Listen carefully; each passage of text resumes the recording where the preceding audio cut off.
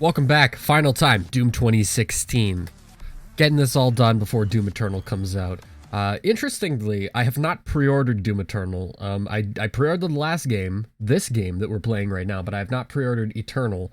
Not for any particular reason. I probably should if I want a physical copy of it, but I'm just not entirely sure, and also I want to be able to play it basically right as it comes out. So I don't want to have to go out and then pick up the copy and then come back, you know what I mean? Like, I just want to be able to go, and I guess part of the convenience of it, the curse of convenience is, you know, not having a physical copy of the game, and I think I'm okay with that. I mean, maybe I might not even like the game, maybe I don't want a physical copy. You never know. Doom 2016, here we are. The final time. Hey Alex, it's Alex, what's up? Welcome to the stream. Thanks for dropping by. Alright, we're on game slot 4, yes. Continue game. That's the right button.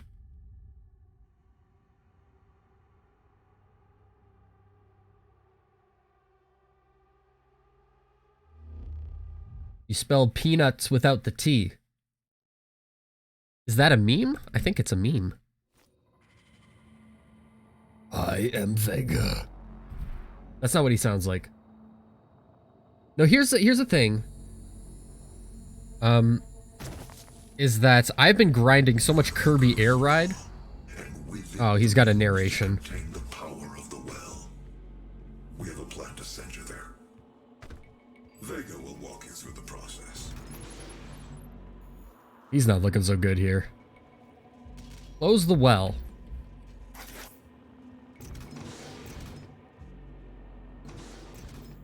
Oh, I thought Vega was going to talk to us. Sorry, I was waiting. No, listen, what I was saying was that I've been grinding so much Kirby Air Ride City Trial that that's like my... When I close my eyes, I see it, basically. Hey, so I guess if we weren't fully loaded on this thing, we could just grab another one there. Nice to know.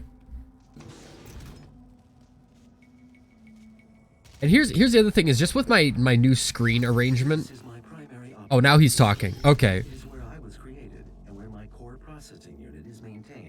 I do know that. Approximately 2.4 terawatts of power to sustain my operational capabilities, but it has been decided that we can use that power to send you to the source of the portal.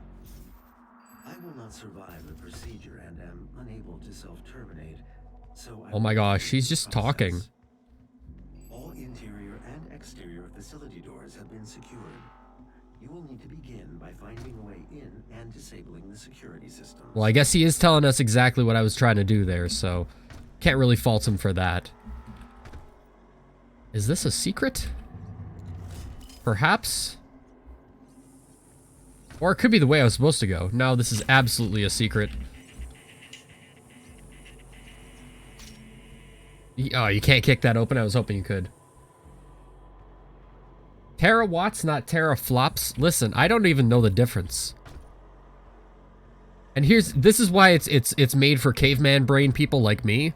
This game, because, you know, I don't know anything. Technically. That bucket just fell. Oh, we're getting the music. I know that this area tended to make the game pretty framey last time I played it, so don't know. Oh, hey, what are you doing?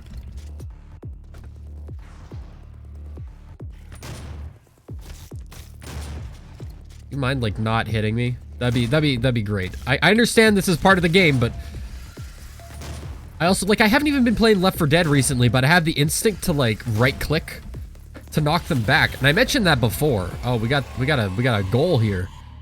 5 different glory kills on imps. Gore Pinata.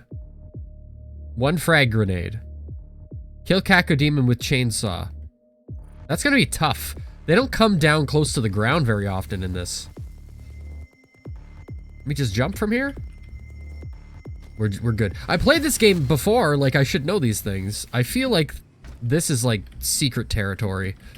Even though, like, you can't go in there. Listen, if you're gonna make a place that it looks like I can go in, don't put it there. If you can't go in there. Just a piece of level design advice from me. Proud of you that you got the mastery for Super Shotgun. I don't even remember what I had to do for that. It's been weeks since I last played this. This is why I've been so stuck on playing other stuff. But you should survive the surge. Oh, gee, thanks.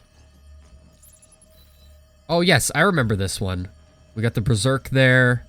We have to shut off that one, and then there's, like, 2 others, like, down there, I think. Hold on. Do we have to press a button first? No. Neural network protected. Doesn't matter, having 2 shots makes it 1,000 times better. It's true. This whole playthrough of this game has been like my journey in like remembering exactly all the things that I did last time I did a full playthrough of this game, you know, like 2 years ago or whatever. Okay.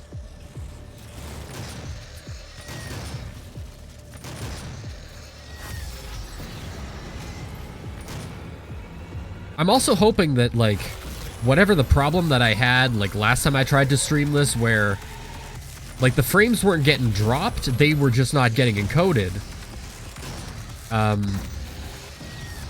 Or, like, there was something different. It wasn't frame droppage. It was something else that was happening, like, directly from the game. Oh my god, there's one, there's one behind me!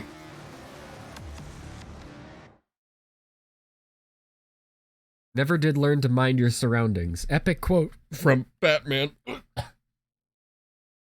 There's a obligatory frog in throat. I was also playing a hell of a lot of Mini Doom 2, and oh, do we have to hit the switch again? Yeah, we do. And that's hard, and I talk about it in like the Let's Play series that I'm doing, but it's very difficult.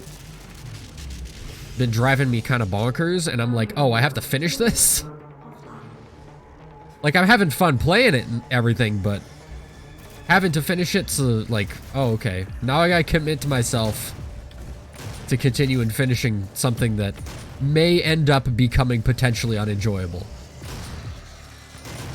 And that was a lot of conditional verbs and adjectives there, but the gist of it is that if a game's too hard, I don't want to play it. And if it gets too hard that I can't play it, then it's going to be embarrassing. This game, thankfully, is not that hard. This is a very accessible game.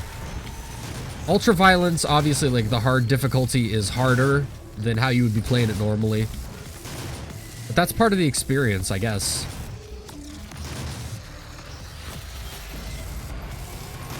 They have, like, 2 different easy difficulties, right? Don't they have, like, beginner and... I can check them right now. They're right here. Oh, no, they just have I'm Too Young to Die, hurt me playing Ultraviolence. I thought they had one below I'm Too Young to Die. I'm probably thinking just, like... I think didn't Wolfenstein New Order have, like, 2, like, easy difficulties? I don't remember. I never finished that game either. Then there's Nightmare and Ultra Nightmare, yeah. Nightmare is... I've played a little bit of like, Nightmare, and it's just... I can't. I can't do it. Okay, who is the guy that we're missing? I'm hearing the music going. Or do we have to... No, we have to go pull another switch, don't we?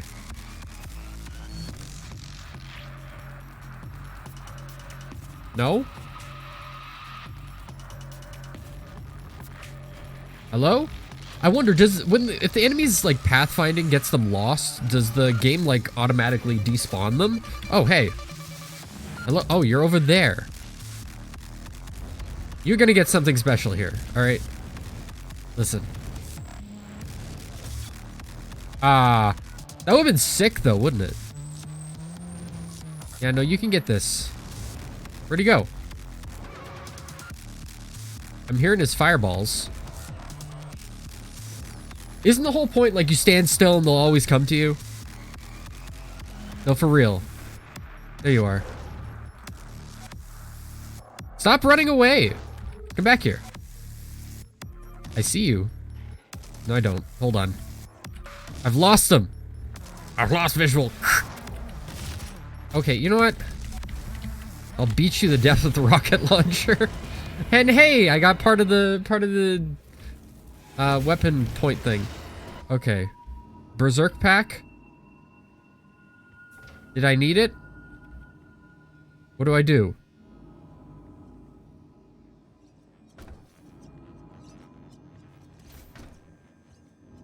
Is there? Oh no, I have to go press the computer terminal up there and I waste the Berserk pack. Perfect. This is how the game was intended to be played. Right? No? What's the deal then? Oh, it's under the door. It's under the door. Perfect. Awesome. Well, at least we have still the invincibility. Although that probably would have been a quick ticket to get the weapon point from that thing. I'm assuming it's gonna make us do another arena in this room. There's no way it would give us that many power-ups. My vital operating systems are now vulnerable. I recommend destroying my coolant system first. This will accelerate the destabilization process. Vega's a masochist. Oh, please, Doomslayer, please. Please turn me off. I recommend hurting this part of my body. Alright, come here. That's all I needed to do. And we got a Hell Knight. I will freeze. Oh, Kako got frozen too. You folks gotta realize I'm in a little bit of a pickle here. Like a little bit of a corner. I need to get out of the way. Don't bite me, you aw, he bit me. He bit me. What a dingus. Here, do you know what I got? Is I got an orange vanilla Coca-Cola. I think I might like it better than just vanilla Coke. And they don't sell vanilla Coke here, by the way. If you got a vanilla Coke, you've got it, like, imported.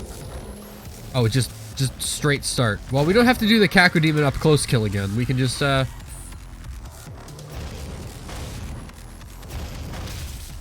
Yeah! That's what I'm talking about. That's what makes this game tick. Let's get out of the way of the Hell Knight here, and probably... Oh, hold on, which key is Super Shotgun? One that's too far away for me to reach with... Hey. Wow, why did I kill both of those guys in one shot? That was kind of amazing. It's probably because I softened them up with the chain gun first. Creamsicle Coke? Yeah, that's kind of what it tastes like. I've been kind of, because like of the special like Coke varieties they sell here is like, we got Cherry Coke, and that's still like relatively new. What killed me? Probably that Lost Soul. Like we did have Cherry Coke for a little while, but it was sort of like, we had it sometimes, and now I think you can get pretty consistently from like most like grocery stores.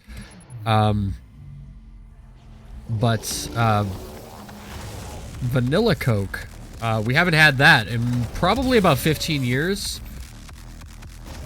Like, regularly stocked at stores. I don't know what the actual deal is with that.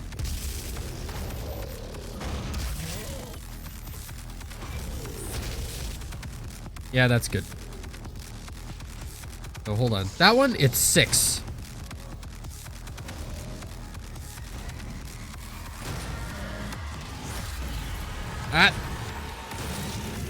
Oh, did you see me just, like, wipe that guy out of the air?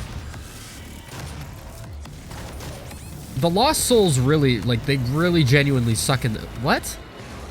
In this game.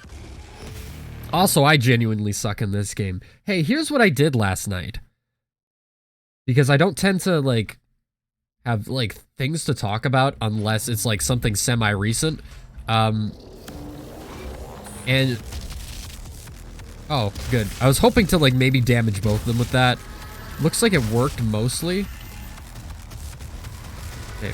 I'm just so sick of these Lost Souls. And the fact that their noise keeps going well after they're dead.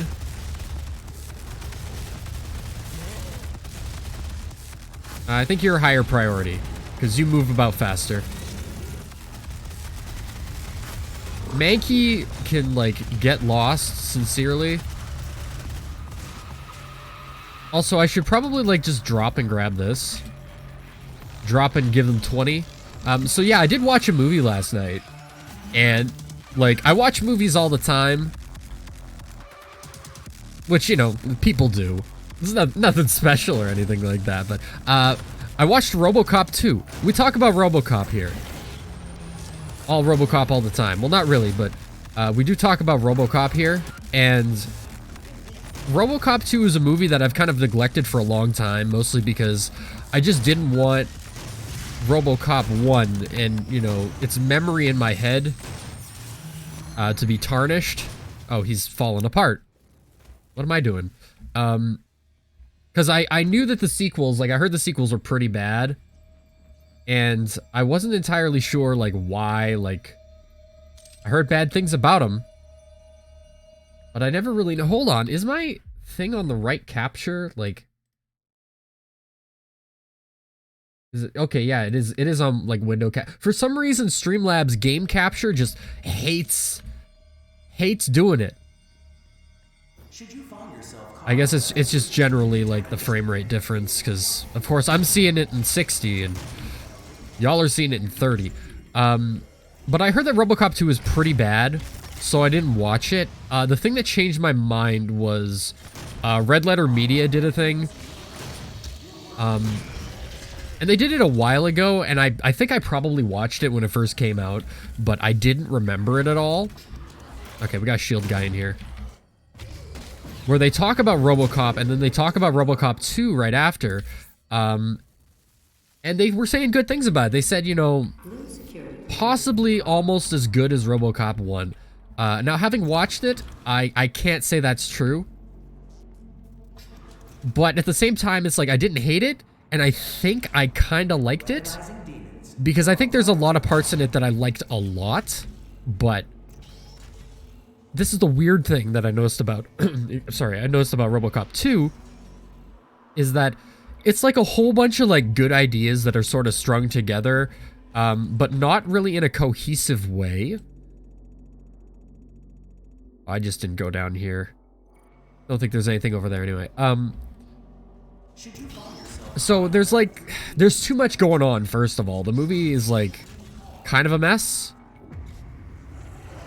Oh, what's this? Oh, surprise. What's Titan off-planet construction? Tharsis Tholus. Hey, I'm trying to read here. Oh! Where'd he come from?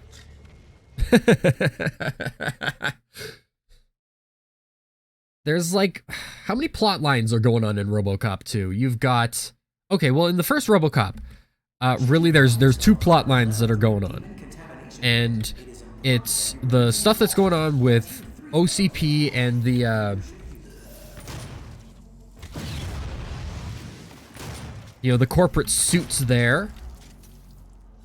And then the second storyline, I just reached by my head to scratch my ear, which was really weird. And then the second storyline in RoboCop 1 is the criminals gang side of things. So you got Clarence Bodiger and his gang there. And that's that. And RoboCop is really just caught in the middle. Oh, they're both shield guys. That's what it is. I already grabbed that. And that's really it. And RoboCop is caught in the middle. Now, RoboCop 2 has a storyline about the that Detroit owes OCP, Omni Consumer Products, that is sort of the UAC of the RoboCop universe. Detroit owes them like $37 million is what they say in the movie, which is really not that much.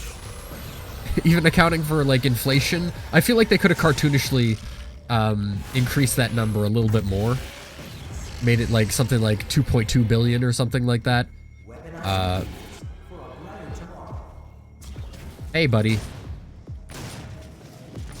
Just look at that jiggle physics on that stomach. It's gross. I never really noticed that before. Anything else I neglected to pick up over here? Why did it play that noise for a second? Health station. Oh, okay. And you have that storyline. The second storyline is about the police who are on strike. As a result of this. But they're really sort of handled separately in the film. And then you have RoboCop rediscovering his humanity. And then you have the gang in this film, which is a bunch of like, it's like a cult where the leader is a drug dealer. And so you have that whole plot revolving around the drugs.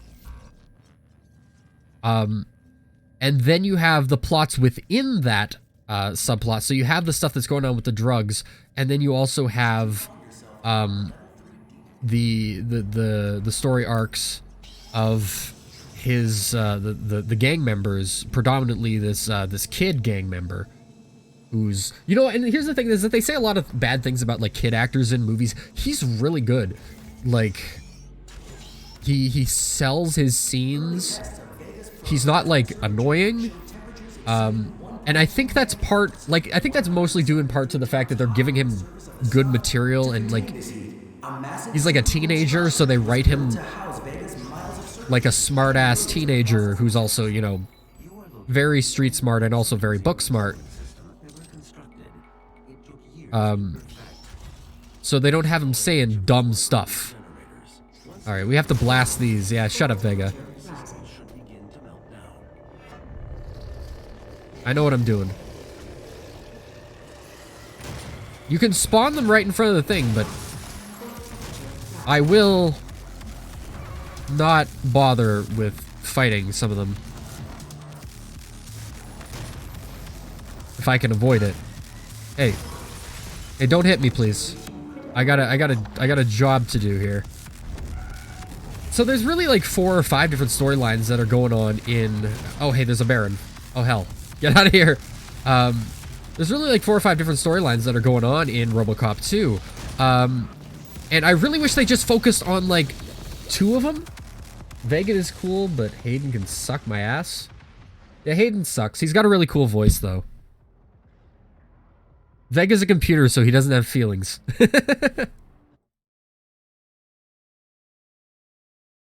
Hayden has feelings because he's like a transcended human, like in that Johnny Depp movie or whatever. I didn't see it. Okay, so maybe my plot of like just going around and blasting these things with a shotgun didn't work. Or maybe it would have worked if I had avoided getting pulverized there. You can just like shoot any of these to start it, right? Like, it doesn't have to be that specific one.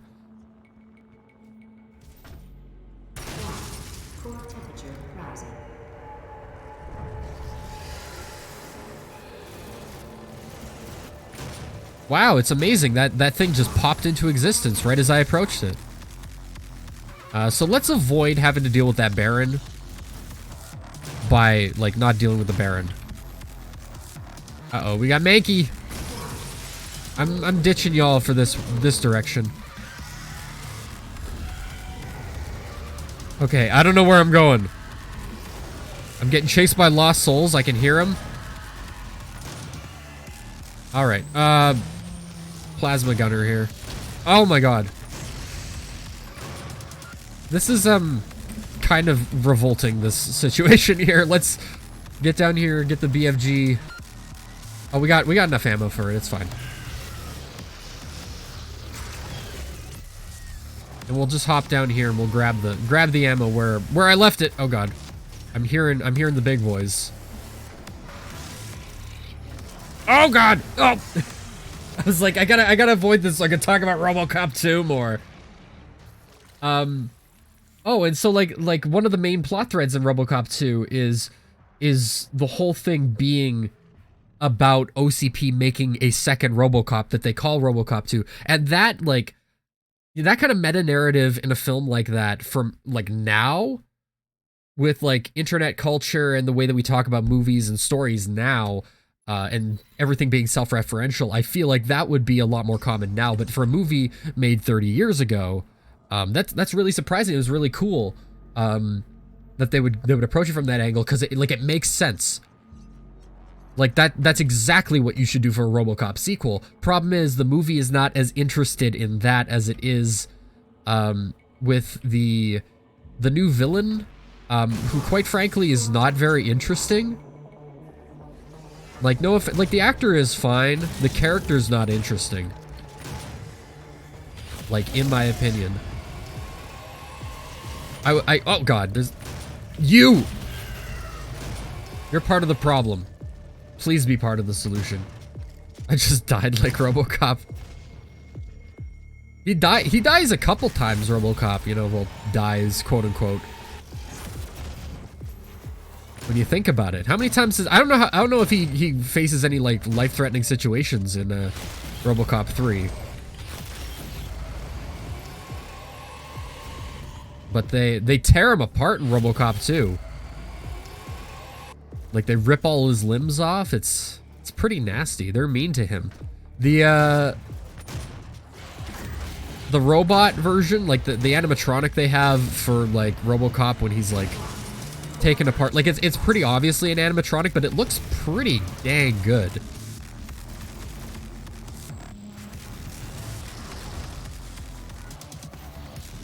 All right, can I just like get a bunch of these folks all together here? Please don't touch me. I'm just looking for an excuse to use this thing, and it's preferably on like a Baron or like a... You work. You count. Uh-oh. Oh god. I wasted it! Soiled it. Oh god. This is great. I'd love to finish this game tonight.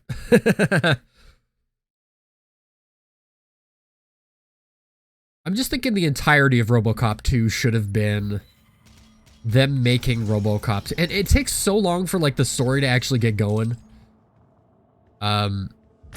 Because I think like most of the events are pretty passive up until about the halfway mark, and that's when things really start happening. Because what they do is like the new villain, his name is Kane, and he's like a drug lord of like this like future drug called Nuke, and they well, he gets brought in, and then as a prisoner he's selected for the RoboCop 2 program because they're deciding to go after like criminals and mentally unstable folks for the RoboCop program because you know, the justification is that nobody in their right mind would want to subject themselves to it, and that's sort of the idea. Oh, I got that one too. I should probably chainsaw dude. You got any big boys? All right, so there's a big boy over there. Can I chainsaw the Baron? Do I have enough fuel units? No. I've got an appointment with Mr. Pink Boy, and not the small ones. I'm sincerely hoping this lost soul backs the hell off. Hey, you! Let's dance, dude. Hell yeah.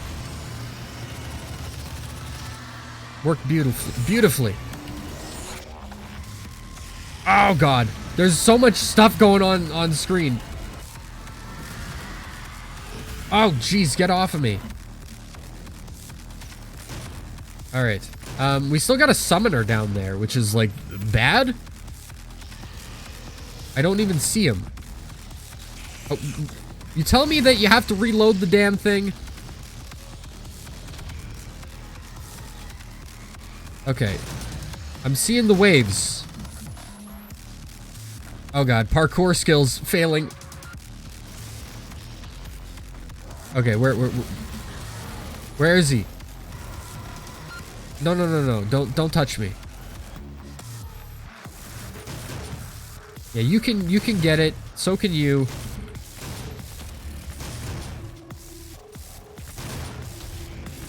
No, the thing is, I need to locate the summoner. You don't understand.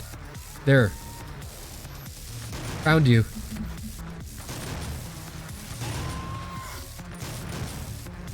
You can, like, sincerely get lost. Ah! The Lost Souls, man. Got any more, like, health for me? Also, I'm, like, still missing one of these, fuel tanks, right? Just break that guy apart. BFG the summon. Yeah, I probably should have.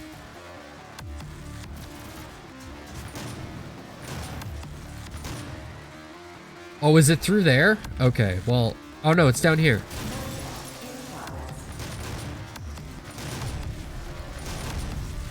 Alright, as long as we can...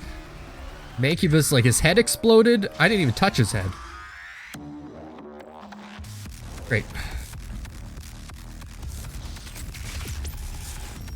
The Barons are, like, they're real threatening in this game.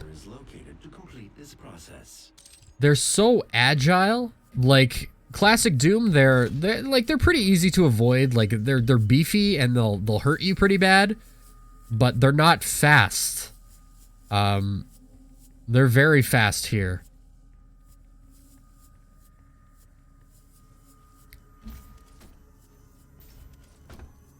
The only real cool thing like RoboCop 2 like does in regards to the RoboCop 2 plot is that they have they only have 2 of them.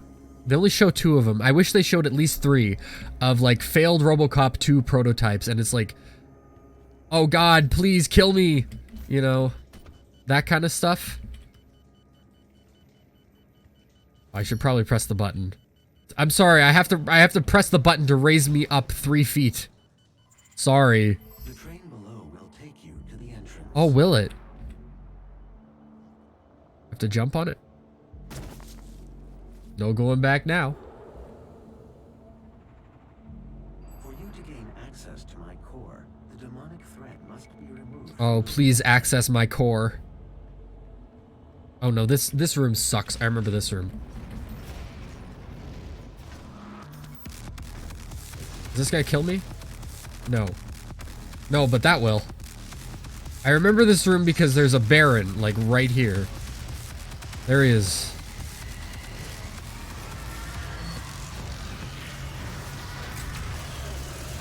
All right, look at that. Isn't there like a haste or something in this room too? Oh, get up there, dude. Come on. Why am I getting caught on the architecture? If that Kako demon had killed me because I got stuck on the thing, there would be no remorse. Too fast for you, huh?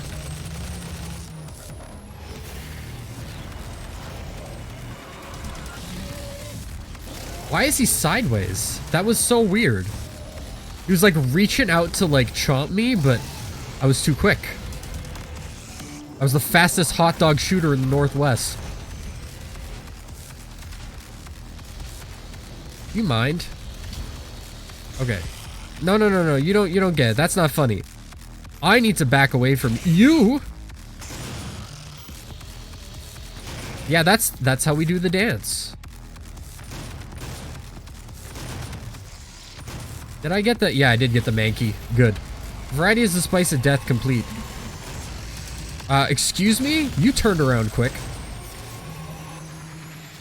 Absolutely brutal. Yeah. Keep going. I was right about this room kind of, like, sucking. Go come back here. Where'd he go? No, ah, God, there's so many. There's so many. We got anything interesting here? We got a chainsaw. Someone big want to come over here, or like even smaller? Can I chainsaw the pinky? Yeah, that's right. Well, I knew I could chainsaw him. It was more like, do I have the ammo for it? That's gonna... Oh God! Jesus! That was terrifying. Game gets the adrenaline pumping. Basically what I'm saying is I don't want to watch RoboCop 3, and that's what I've been getting at for the last 35 minutes. Oh, we're back here? For you to gain access to my core, the demonic threat must be removed from the room ahead. Why, Vega? Why does the demonic threat have to be removed from this room? Yeah, that's great. Gotta run in there with that BFG. I hear another, like, dude down there? What am I doing? Oh, hello. That Mancubus jumped like 30 feet in the air. I also recognize there is Caco demons behind me, and then there are imps here. I'm wondering, like, how much ammo I'm wasting on these guys. They do seem to fall apart with just one shot, most of the time. I was hoping I wouldn't have to do that, just because the skeleton man was behind me. Get his ass. I don't know where I'm going. Okay. I've been reoriented, it's fine. Why do they have, like, just, like, tiny, like, possessed soldiers down here? What's the point? Give me harder enemies, I say, after, you know, I start really suffering in the gameplay here.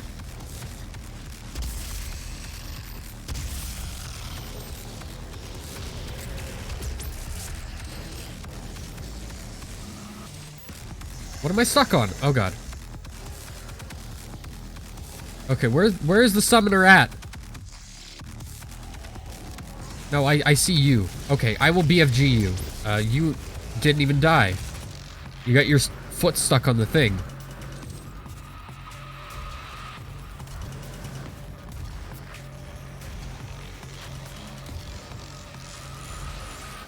Look how many Mancubuses there are. This is ridiculous. I say how many, and there's 3. There's 4. I'm sorry.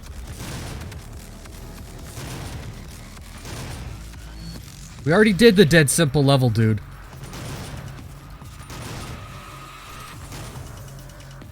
Get up there. Get up there, Doom guy. Did you see this guy? This boy.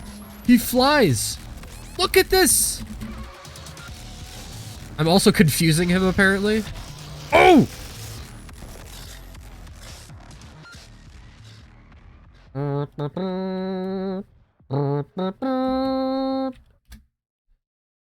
How many times am I gonna do this room? Let's do the bidding. No actual money involved. Just start me off in the dang room. Don't kick me back all the way over in Antarctica here.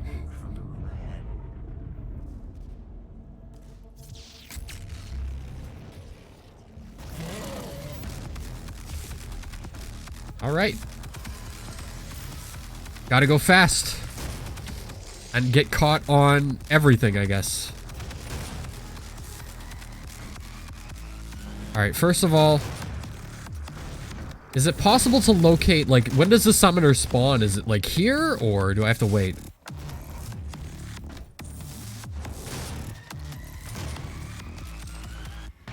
Whatever it is probably gonna spawn down in the gutter here, so...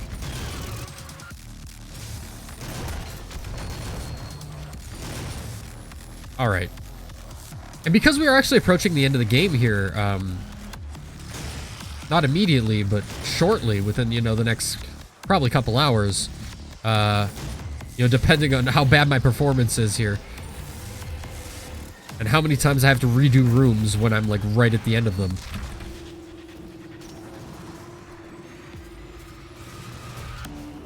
Yeah, that's right. Man, these cyber mancubi, like, they take like 1,000,000 shots. They got so much freaking health. Whereas these revenants, they're just like dead in like 2 super shotgun blasts.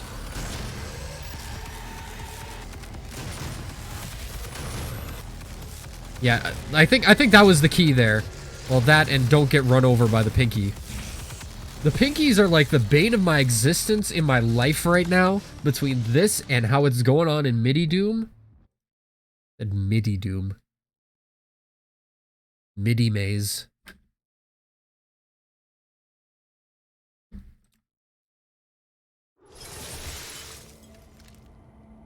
you to gain access to my core, the demonic thread must be removed from the room ahead. They did a RoboCop remake. I actually kind of forgot about it until literally just now.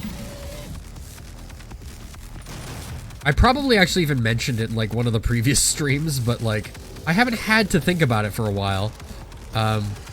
You know, and maybe I did say this like last time I mentioned RoboCop on stream, which was probably like not even that long ago, but that remake is kind of bad.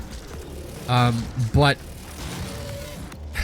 here's the thing is that like it logically takes RoboCop and it's like, okay, you got to do a RoboCop remake. What are you going to do?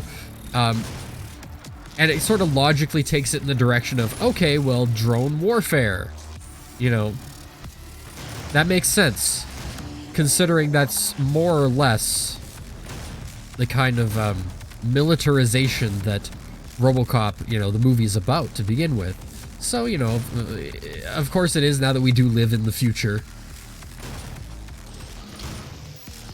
But because we do live in a future where it's getting increasingly more difficult to parody these types of things using, you know, the kind of satire that RoboCop uses. Okay, good. Oh, get out of the muck. Give me some ammo back. Oh, that was... Look at these dodges. The pinkies are so bad, like, honestly. The Revenant's smacking me up. Help, I'm seeing through my chest cavity. This room's never gonna end. But I think that is part of the problem, is like, it's increasingly more difficult to parody things. You know, at least those types of things that, you know, RoboCop is satirizing to begin with. So, like, they try to do some of the same sort of humor in the remake, but it doesn't quite land the same. Because contextually, you know, it's very different, obviously. I mean, it is still more or less the same ideas. But I want to say the kind of satire they're doing is a little bit less fresh. And also because real life events, you know.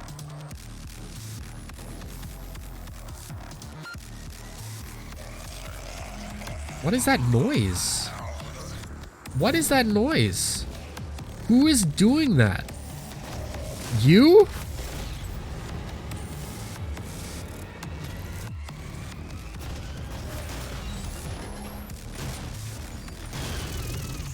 You see these guys just opening up their maws as I approach them? Like they're like, I'm gonna get ya!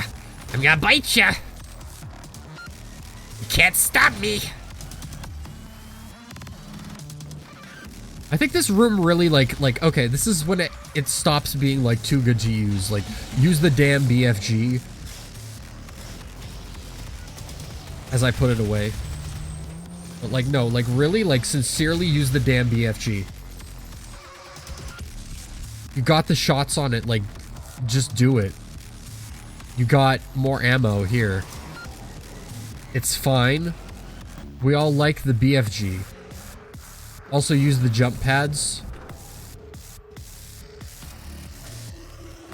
When's that Baron spawn? Do I have to kill some more dudes first? Do I have to splatter some more brains? Scatter some more remains? I keep wedging myself in this corner. We got another summoner, don't we? Okay, I'm gonna stay away from Cybe Mancubus.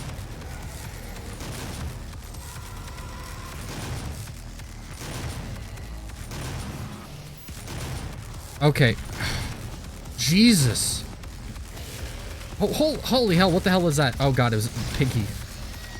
This is like so much more difficult than I even remember. It's probably because I'm playing on a harder difficulty now. Look at these! I'm sorry.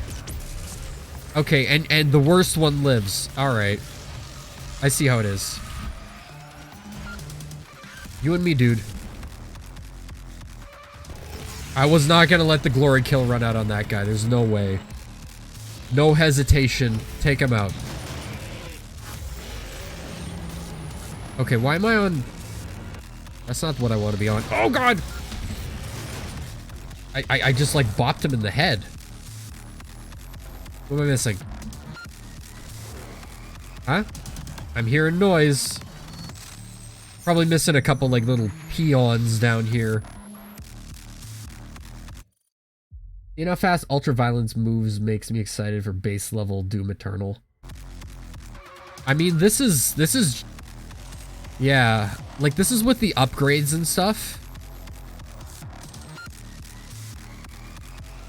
Because you don't tend to start out this fast. Like, when you do the glory kills at this point in the game, like, you're always getting, like, the... what do you call it? Like, the boost? Hello? Where's my... Oh, hello. Is it just you?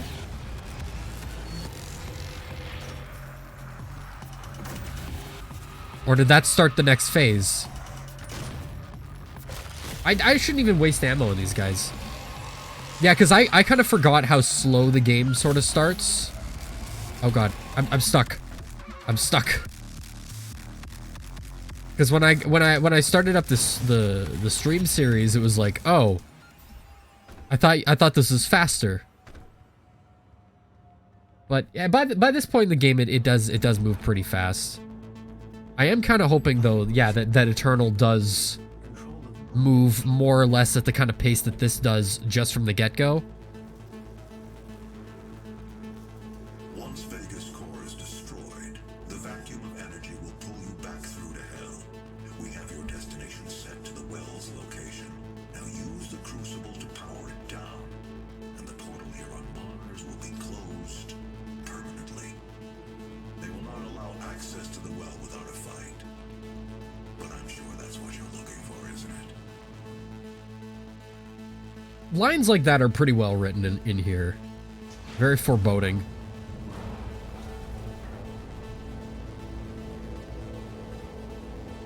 Let me just sneak right past you there. It's Vega Brain.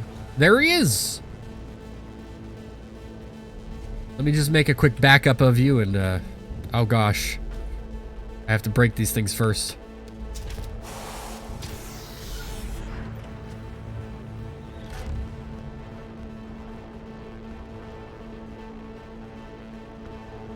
I probably should have just jumped over the middle there. I also got like a sandwich I haven't eaten. It's like,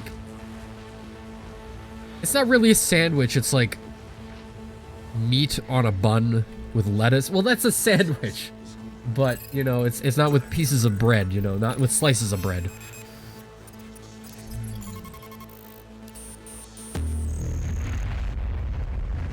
And I've just kind of like wrapped it up to prevent it from going stale and like put it over in the corner there beneath my other monitor. Oh no, I didn't kill 3 demons with a frag grenade. I had plenty of opportunities for that. I also didn't find any of the elite guards. Probably because I was too preoccupied with the combat. Kind of glad Vega becomes a personal AI helper in Eternal. Yeah, me too. Like, I kind of felt like that was where that was kind of going at the end of this game. Not that they were guaranteed to have a sequel. But, you know, this game apparently sold gangbusters. People love this thing. Even though they were all apprehensive about the multiplayer before it came out. Oh gosh, I think on my old channel, I actually did, like a preview of the multiplayer beta when I, you know, first got access to it. And I was like, it's fine. And for the most part, I think the multiplayer on this game is like, it's fine.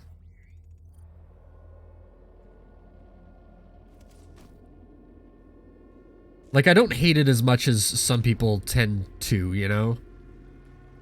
Is there not like a secret in the starting area here? I don't remember this level very well.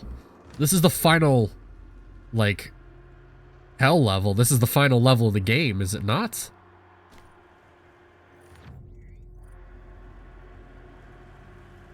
Don't know how long we're gonna and how fast we're gonna get through this, but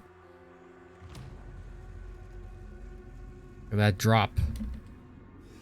Hell looks so cool in this game. Makes me so sad that we're probably not going to see very much of it in Doom Eternal.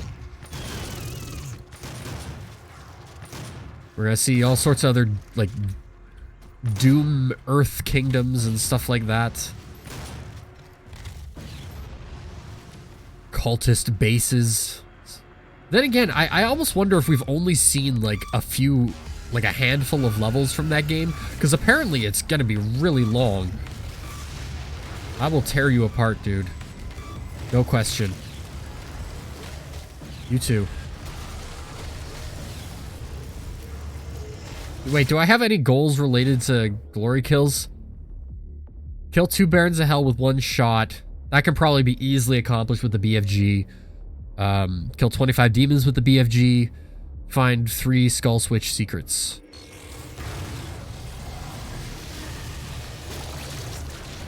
Wow, the Berserk kind of breaks this area, doesn't it? Where's that dang summoner? I saw it. Come on, let me kill you. Oh, let's be careful not to clip through stuff too, because that can happen. Oh gosh! Oh no, you're right in front of me. Where'd we go? You gonna jump up there? I'm gonna shred you apart, dude.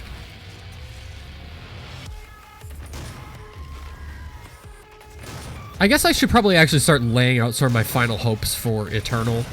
And that's more like, just give me more of this game, you know? And I know that's basically what it's gonna be. I can't guarantee, like, I'm gonna like it, because, you know, you could go in various different directions with more of that, you know? This, but more. Also, I'm just, like, wildly aiming everywhere here. Oh! Touché.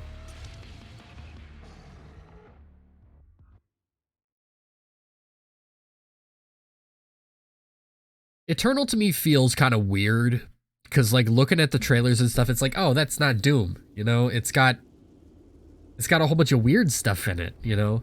So instinctively, I'm like, that's not Doom, you know? Don't... Doom is UAC and Doom is hell, and that's all you get. But at the same time, it's like, well, of course, there's got to be more to do, right? You already did just UAC and just hell in the last game. Might as well add some more stuff into the mix.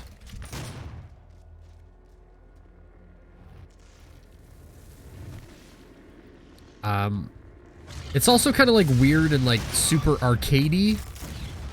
And I'm not sure how I feel about that. But of course, you know, time will tell. My apprehensions about the game is basically like it's going to be too arcadey, too weird. It's going to lose a little bit of its edge. I noticed that, like, with the Revenants in particular, they kind of, like, softened up their design. They look... I mean, everything kind of looks a little bit more cartoony. They, of course, put a lot of them back to their classic designs, as has been much talked about. But I feel just the overall aesthetic of the game looks a little bit more cartoony, so I'm wondering, like, is it going to lose its, like, horror flavor? Because while I understand, like, Doom is not a, you know, a horror, like, I would always argue that Doom is a horror game. It's an action horror game. Because I think horror is more like a theme, like, and the way I tend to view genres of, like, anything, with video games it's a little different because it's, like, mostly, like, genre is defined A, by theming, and B, by gameplay, and neither of them is particularly more important than the other. Gameplay-wise, what genre is Doom? Doom is an action first-person shooter game. Theming-wise, what is Doom? Doom is a horror game. I think that is pretty, like, clear. Now, gameplay-wise, Doom 3 is a survival horror game, and it's also... Well, I would say gameplay-wise is a survival game. A survival first-person shooter, And then theming wise, it's still horror. What am I missing here? Portals? Oh, hey. Fun? Having fun? I can just keep stunning you all day, dude. And then I'll pull out your heart and make you eat it. I'll hunt you down and gut you like okay, have I ever mentioned this before? Probably not. Or probably I did. But I constantly think of this moment in the Jim Carrey Grinch when he says, I'll hunt you down and gut you like a fish over the phone. I don't know why, like I always think of it, but it's like a persistent thought in my mind.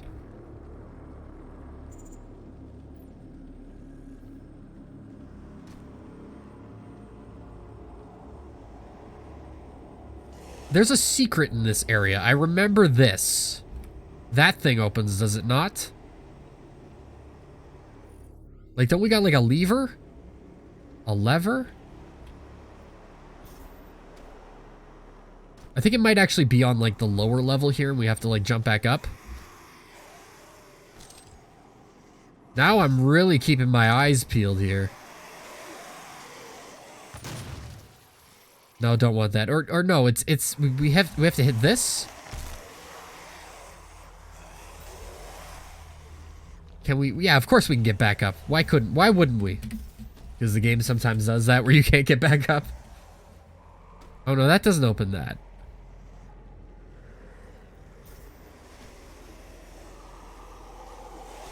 Hey folks.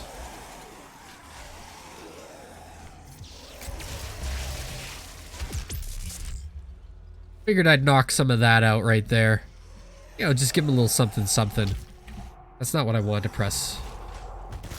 No, I was not gonna fire the BFG. I was gonna beat him to death with it, but actually I reached over to press 6 and I pressed T instead. Do I want to go that way? Do I want to go that way? There's a lever, is there not? Opens that thing? I don't know.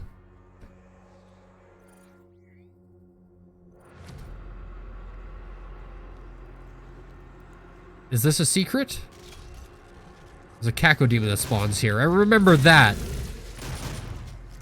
No, I can't glory kill you over there. You need to, like, lose your life.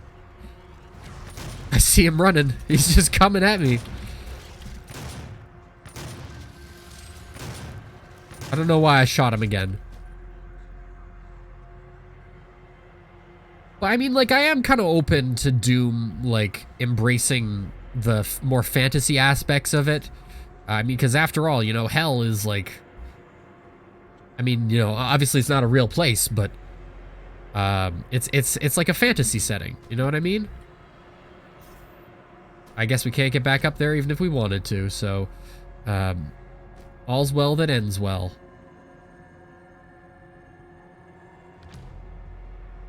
Can you imagine, like there are people, like... And I don't mean to be disparaging of, like, people's religious beliefs, but there are people who, like, literally think hell, like, is real. And...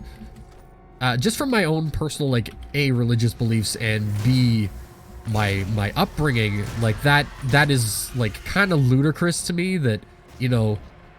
I think, you know, just overall the aesthetic and visuals of, like, Christian hell over time has been, like, they're pretty cool. Like, hell looks cool. Hell's not cool, kids. Gotta believe in Jesus. But, you know, it sort of baffles me that people think, like, a real fire and brimstone hell, like, is a real physical place that you actually go to after you die. Or have the possibility of going to after you die.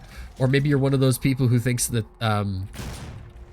there's only about 144,000 people that have been pre-selected to go to heaven, and everyone else is already condemned to hell the second they step foot on this earth. That stuff's wacky. Listen, always be critical of what people are telling you. If it sounds like BS, it probably is. But of course, I'm not going to speak to, like... I was gonna say brainwashing, but it kind of is, you know. That's about the strongest opinion that I'm gonna give here. But have you ever heard of hell houses? Like, you know how, like, some, oh, didn't know that was there. There are some, I guess churches and stuff. I found this out from, like, growing up, because, you know, this is not my, religious or cultural background.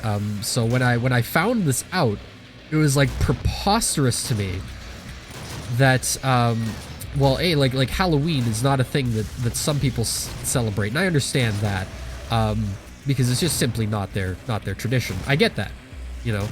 Plenty of holidays I don't celebrate. I don't celebrate Easter. But you know, the idea that celebrating Halloween is bad, you know, like it is forbidden to celebrate Halloween, mostly because, like, I heard this sometimes, you know, from certain people where it's like, I can't celebrate Halloween because it's the devil's birthday. Like, what? Like, no. Like, what are you talking about? So, you know, you have that initial reaction of, like, what? When you hear that for the first time as a kid? But, you know, that's kind of, like, weird. And you're like, okay. And they're like, no, but I have a harvest parties at my church. I'm like, I don't know what a harvest party is, but, like, no, it's literally just a Halloween party. They just don't call it a Halloween party. Apparently, is what I've gathered. You know, the candy and everything it's Halloween and everything but name. But, like, there's, you know, it's sort of like satanic panic stuff. You know what I mean? Like the, oh my gosh, we can't let our kids play Dungeons and Dragons, because it'll turn them into people who listen to heavy metal and smoke marijuana, apparently, which are, like, awesome. I probably shouldn't say that. Please use substances responsibly, but listen to heavy metal as much as possible.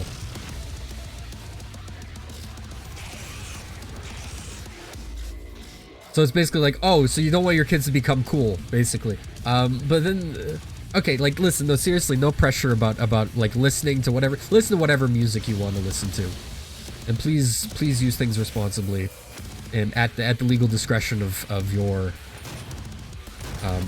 jurisdiction. I said a bunch of buzzwords there, and they don't mean anything. Trust me. I'm focused on killing these imps right now.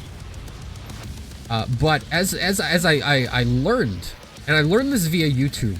I guess maybe because it's not something that, you know, you typically see around here. But apparently it's pretty common in a lot of the states, is for, like, Halloween, like, harvest parties. Sometimes these churches and groups will set up hell houses, which are like haunted houses, except they're scary about real life things that will apparently send you to hell, like being gay, having an abortion, listening to heavy metal, like all these, like, things that are apparently bad influences for children, and also apparently, you know, mixed in with various different socio-political ills that they see in society. And it's like, no, you're gonna go to hell if you, and it's like, that's just, like, first of all, like, and I get it, because, like, it's totally, like, unrelated to me. Like, this is not something I grew up with. It's totally out of my zone, so perhaps it's a little negative of me to say, but I feel like that's extremely messed up. Like, that's probably really bad for kids, like, mentally, developmentally, I should say. You got a pinky down here. Listen, I grew up without any of it. I think I turned out, you know, just fine. Ripping demons to shreds in a computer game. Drinking my orange vanilla Coca-Cola, which has a barcode on it. Yeah, and I feel like there's probably a crossover between, you know, this line of thought with with the barcodes as the number of the beast thing. That just feels like, and I probably shouldn't say it feels like that's right, but in my experience of encountering that kind of philosophy, they tend to go hand in hand. Who am I missing here? Oh, you. You get this. You get punched in the face. If I'm honest, like, when it comes to like the violence in like Doom, I'm not bothered by it really. I'm bothered by more like the violence in like as gratuitous as it is in this game, I'm bothered more by the violence in like a Call of Duty. Even Wolfenstein a little bit, like the dogs. I don't like that. I mean, I get it. I get why. I just kind of wish like in the newer Wolfenstein games, instead of like making you actually having to kill like the attack dogs, like made them like robot dogs or something like that. I just don't like it. I get that they're enemies, but Doom, it doesn't bother me because like you're not killing people. I mean, Wolfenstein, the Nazi killing doesn't bother me either, but you know, when it comes to like your Call of Duties and stuff like that, I feel like, especially the ones that are relying on more contemporary conflicts. I realize contemporary could refer to anything, but I would say modern conflicts. That gets a little complicated and a little weird, and stuff that's kind of like uncomfortable. So I'm not a fan of that. But the gratuitous violence in Doom doesn't bother me because like they're demons, they're fictional creatures. They're in hell anyway. They die and then they just come back. That's how it works. What am I missing here? There's like a switch. Or do I head up like the middle here? I head up the middle. Oh yes, yes, because I have to depower the well. Anything else to collect here? Nazis aren't people. Bro, user upgrade points. Thank you for mentioning it. Oh my gosh. 36 weapon upgrade points. Look at this. Let's just... Okay, that's mastery challenge. Let's just purchase basically everything here.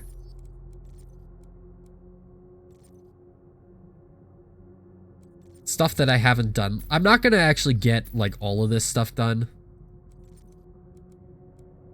And there's stuff that I still haven't unlocked yet.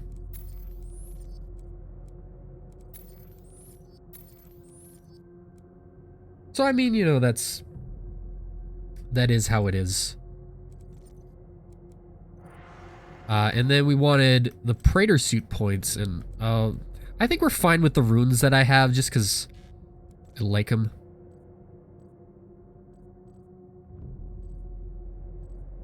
Launch into a glory kill from further away.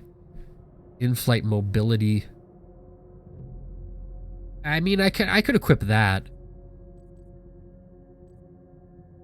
I like these two here, though. I could probably do in-flight mobility, just like so we have like the trifecta of like faster, more convenient movement.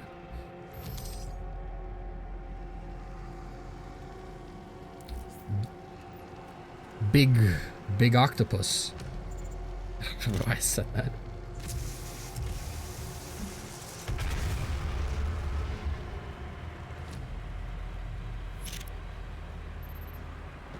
Other weird experience for me, VeggieTales, like getting exposed to what VeggieTales was.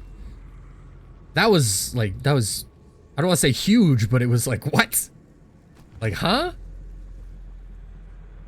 You know, meeting friends and they're like, yeah, you know, everyone knows VeggieTales. Everyone knows, like, I don't know VeggieTales. Like, I still don't know VeggieTales. I don't know a thing about it. I know Bob the Tomato, I know Larry the Cucumber. I think that's their names. And I think that only because I've seen memes. I know the one song, God is... What was it? God is bigger than the boogie. I know that because it was a meme for like a little while. Like when I was younger. I don't know if it's still considered a meme. Hello. Where do I go? Oh, the hole is in the wall back here. This door goes nowhere? Is that so? No, no, no, no, no. This has to open with like a skull switch. It's gotta be, there's gotta be one like around here. There it is. I'm surprised that that other one didn't open that one back there.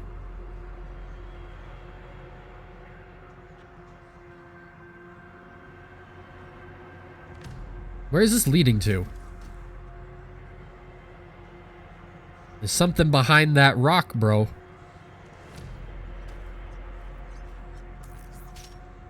Just BFG stuff. Oh, and this just leads up to where that would have gone anyway. I don't actually know. Like, okay. There's a rock here. And behind the rock is something. I think that's probably like the entrance to the, let's say secret level, but the bonus thing. But I have, like, hell if I know where... Oh, this thing locks behind you. You can't go back that way. But hell if I know where the switch is. I'm actually gonna, like, look it up here. Same time I can look up VeggieTales. Hold on. Levers. I didn't get it in the last level. I was just gonna put Levers 2016, and I'm like, that's not right. Classic level locations. Oh god, there's no pictures on this one. That's not gonna help me. Take the path open by the second skull switch. Lever is just ahead of you. You have to climb the ledge in the passageway.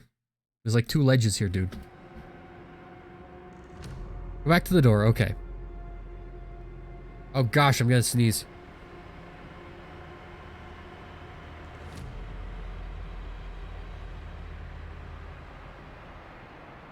Muted for your convenience. We were up here. Oh. It's right here! Dog. Listen. I didn't realize. No, I'm gonna look up VeggieTales. I don't mean this to be offensive. What is this, man? Like, this is so weird. Like you have to understand, like, and maybe this isn't just me, or maybe it is just me, but I had no exposure to this until I was like maybe in middle school, and then there were other kids that were like talking about like, hey, remember when we were little kids and we watched VeggieTales? I was like, I can't relate. And when like I would get explained to me, I'm like, that is so like bizarre. Like the central concept is it's like Bible stuff, but like everybody's like a vegetable. Like everything's a vegetable, I get. Like that's kids' cartoon, but like the Bible stuff on top of it, like that was weird.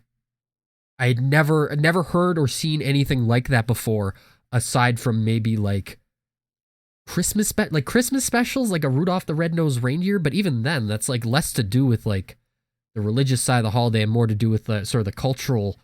Like the Santa Claus and stuff like that. So yeah, this was just like utterly freaking bizarre to me. And I still don't get it, and I still don't understand. Like I couldn't name you half the characters other than like Larry and Bob. I don't know who is Asparagus Man. I don't like this. Go view image. I heard they rebooted it like semi recently, like within like the last 5-10 years. I don't know who these people are. Are they like Bible characters? No, like they roleplay Bible characters, right? And like, so you have the same cast of like vegetables, and then they like roleplay Bible characters in like reenactments of like Bible stories. Did they ever cover Sodom and Gomorrah? That's probably crass. No, but like I sincerely like, I kind of get it and I kind of don't. Oh, this must be the rebooted one. What? Ew. Ew. They gave him like irises. And you give them the irises and that makes them like so much more unsettling. Like I feel like they were better when they had like just the black eyes, because like they look more soulless. But no, really. Like no, they look more soulless now because just with like the cartoony black eyes, the design was a lot more simple. You get what I mean? It's a little weird. The whole thing's weird. No, now I have to look up VeggieTales. And this is what we do on this is why I don't let's play these games. VeggieTales games. No, this is why I'm doing a stream, is so I can go off on tangents like this. This is the whole point. VeggieTales is an American Christian franchise of children's computer animated home entertainment series, videos, DVDs, and Blu-rays, television shows, feature films, web series, books, games, and albums. Sarcastic, limbless, talking fruit. Oh no, that's a separate sentence. It was like, what? Sarcastic, limbless, talking fruit and vegetable characters feature in videos that retell. This is phrased so weirdly. Like, who wrote this article? And I can't say that I'm sort of on the same level for like writing coherency, but like I get it. This is the second sentence, but sarcastic, limbless, talking fruit and vegetable characters feature in videos that retell. That's structurally it's so weird. It should be okay, as continuing from this sentence, so you're defining VeggieTales as a franchise. It should be like, the franchise features sarcastic, limbless, talking fruit, and you don't even have to have limbless there. You don't even have to have sarcastic there, right? You can just go, the series features talking fruit and vegetable characters, retelling Bible stories, and parodying mainstream pop culture. That, like, the sentence flows better that way, in my opinion. My humble, clearly prejudiced against VeggieTales. That's why it's called VeggieTales. Because it's vegetables, and they take out the B. VeggieTales. Oh gosh, I get it. I get it now. One of the earliest computer animated franchises, predating both Reboot and Toy Story. So I guess we really do have like VeggieTales to thank in some regard for the art of computer generated animation. Like so I mean, kudos to that. I don't agree with any of the content, but I guess this came about during that period of time. I guess, yeah, when I was a kid. So like, yeah, like early to mid 90s, when because parents really hated Barney. They're like, Barney sucks, and they really hated Pokemon. So I guess this was provided as like an alternative to that. And, oh, there it is, Pokemon Barney the dinosaur. All right, that makes perfect sense. Again, can't say I agree with the content. It's a little strange. But I mean, to each their own. Not for me, clearly. Well, A, because I'm in my 20s.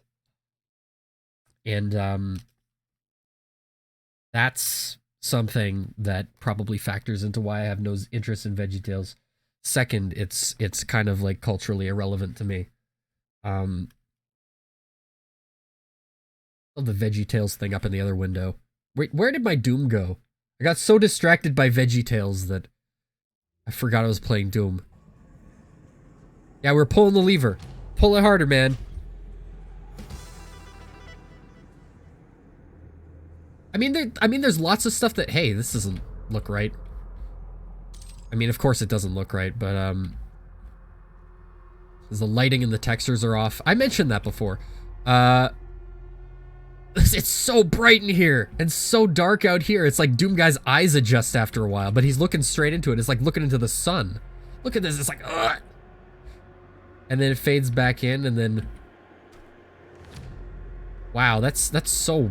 I don't know why they did that like that.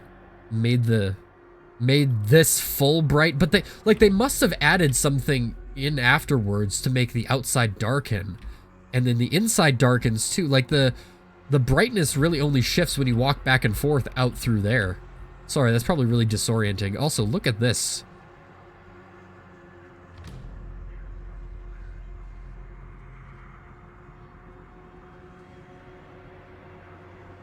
There's probably loads of shows and stuff though that like I didn't watch. Is like sometimes you'll run into that.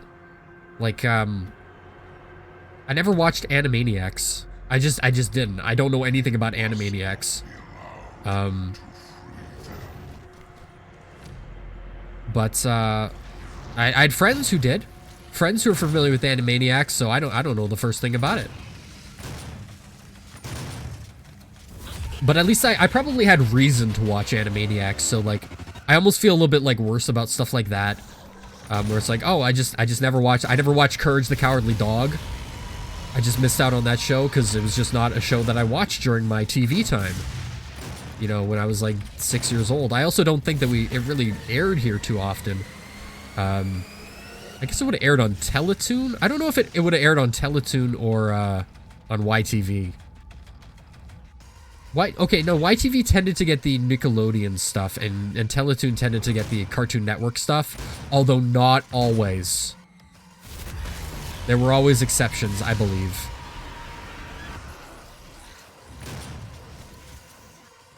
Yeah, because in Teletoon aired, like, Avatar The Last Airbender, didn't it? Or was that YTV?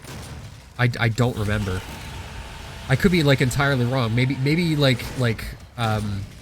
as a Canadian distributor, YTV actually did have a contract with Cartoon Network, or sorry, Nickelodeon, and vice versa with Cartoon Network and Teletoon. If these just sound like made-up words to you, then clown emoji. If this just sounds like gibberish to you and you're not like Canadian, then that's perfectly understandable. I've talked to like some like American online friends before, and like sometimes I overestimate like the level to which Canadianisms are relevant to them, and sometimes I underestimate it. So I never know. I'm never clear on it. No. I want this just for the ammo. Yeah, I'll get to you in a second. Hello? What's going on? What do you think this guy thinks of VeggieTales? What the heck network did VeggieTales air on here?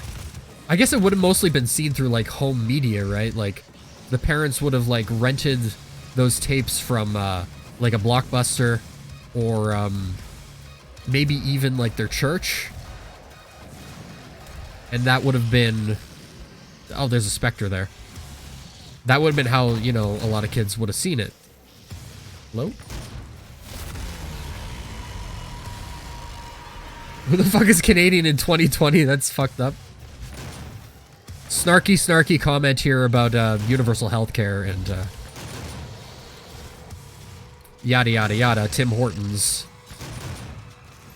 A boot. Stuff like that. We don't say... Listen, this has been like sort of a sticking point for me sometimes, is that we don't say a boot. We say about, which is like the normal way to say the word. I understand it sounds a little different sometimes. Oh, we got a berserk. Hello? No, you get lost. Hello? I don't know why that happened. Like, I didn't just, like, immediately magnet onto him and glory kill him.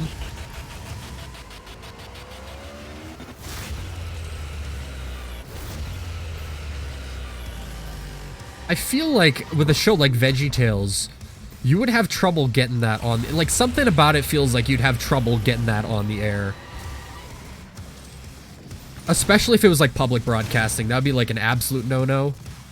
Private... But even then, like, on like, private channels, it'd be kind of weird.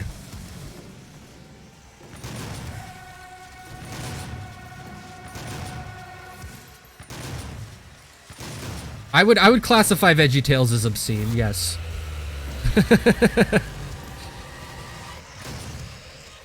Have you ever, like, and this is, like, similarly related, and I feel like this is only really relevant because we are talking about Doom. Because we're playing Doom and talking about VeggieTales, apparently. Have you ever, like, come across, like, children's Bibles at, like, thrift stores and stuff? That's weird. I found, like a manga Bible once at a thrift store. It was bizarre. Because there's, like, a point where it's like, it feels like they're really trying to get kids, like, guys, kids, you gotta pay attention in church because Jesus is cool.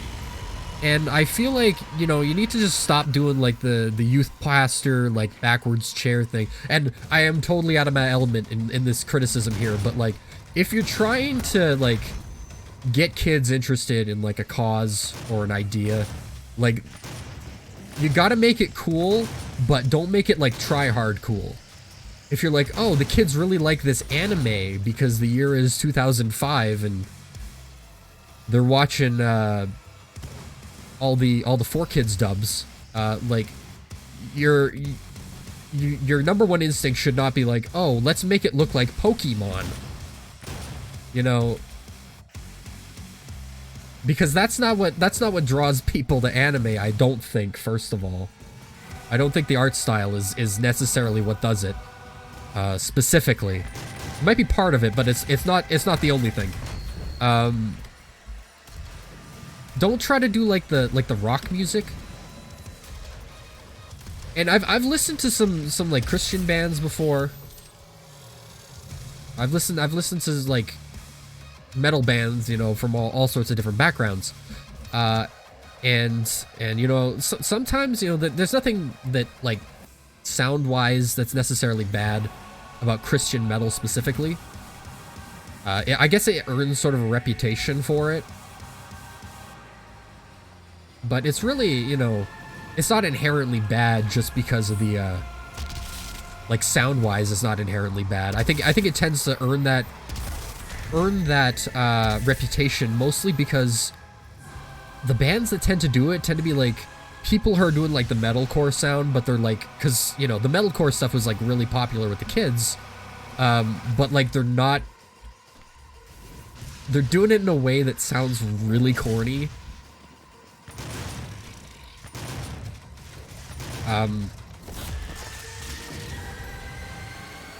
I had a friend, and I'm not gonna name him.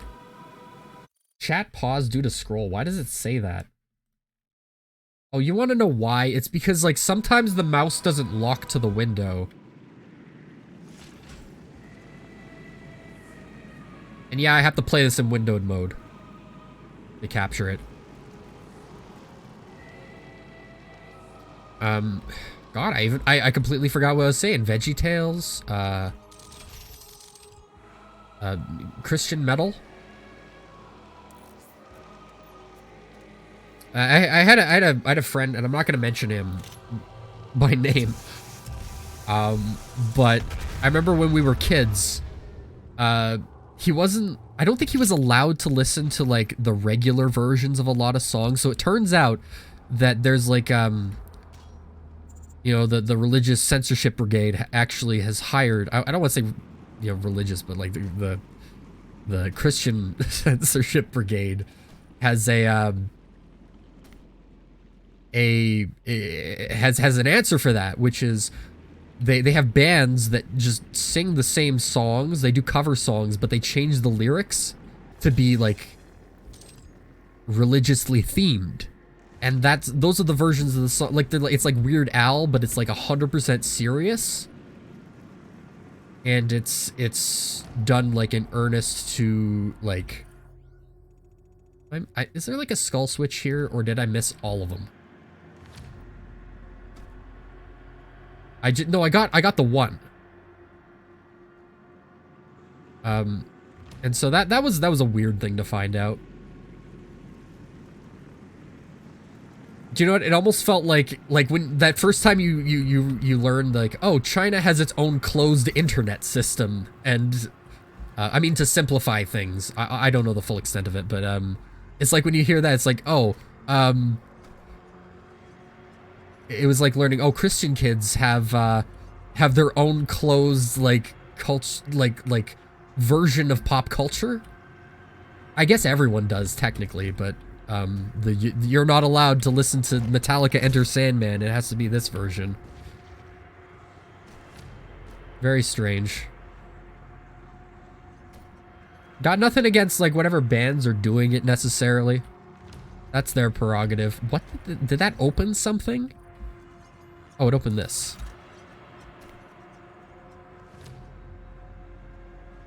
I just felt like it was very, very strange and alienating to me. And I can only speak for things in my own experience. But I don't like...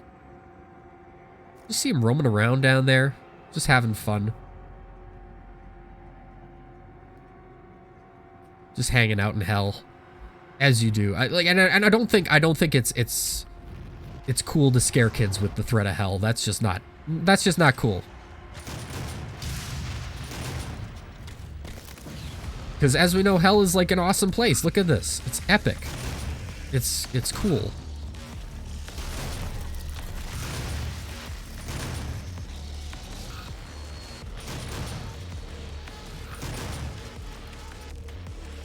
I want to live in a place where there's just giant ribs protruding from the stone, and then there's like flesh and stuff falling everywhere, blood. Okay, well not so much the blood. That gets everywhere. It's kind of gross.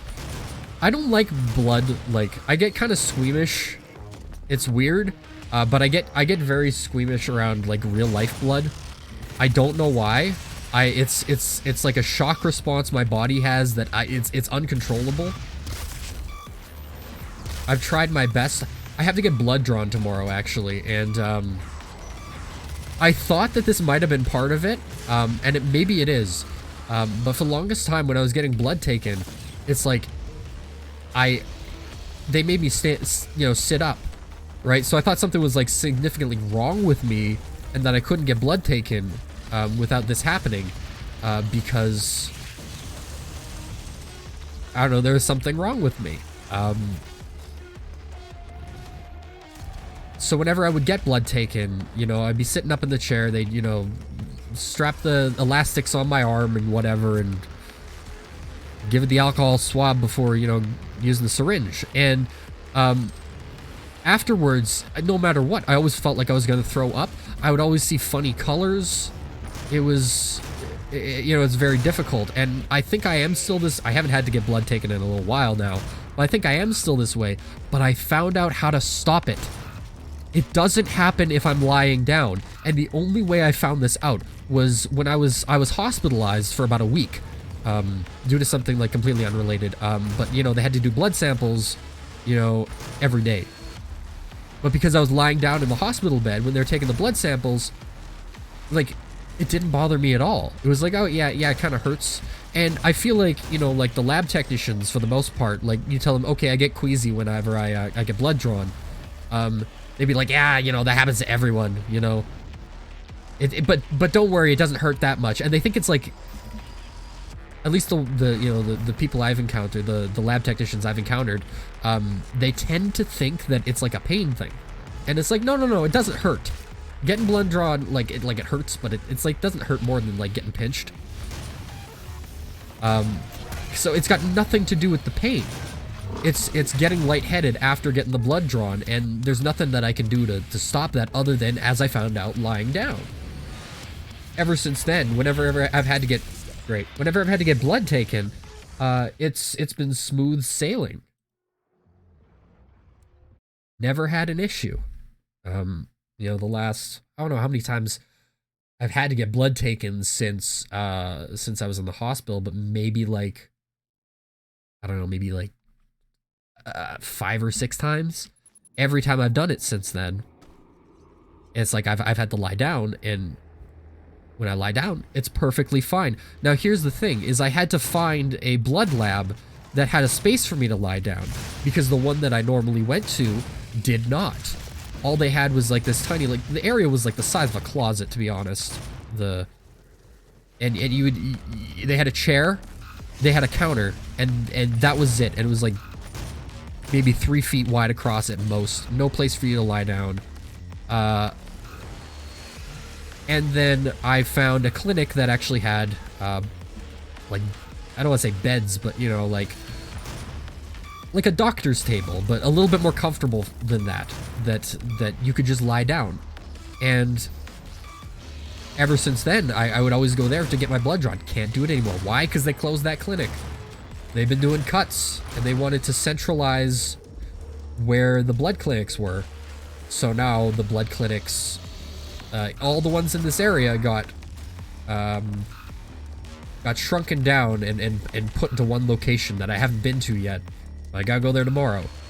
I hope that they got a place for me to lie down. Otherwise, you know, I'm gonna be thrown up at or before work.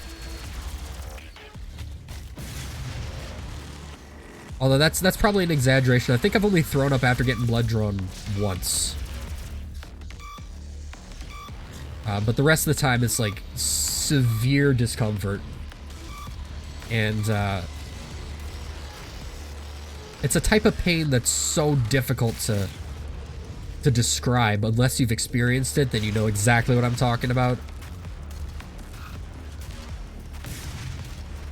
It's the same sort of pain that you get like after you get like some kind of injury, like that's significant. And not that I've had like significant injuries, but you know, that's more than like you're normally accustomed to, I guess, you know. So getting like burned with like really hot oil, and then it's not the pain that you get centralized in that area, it's that horrible feeling you get in your gut like immediately after. I've been told that's called shock. And that's, I don't know, that's the sensation that I get. Except after I get blood taken, it's like magnified times 100. Awful. Would not recommend.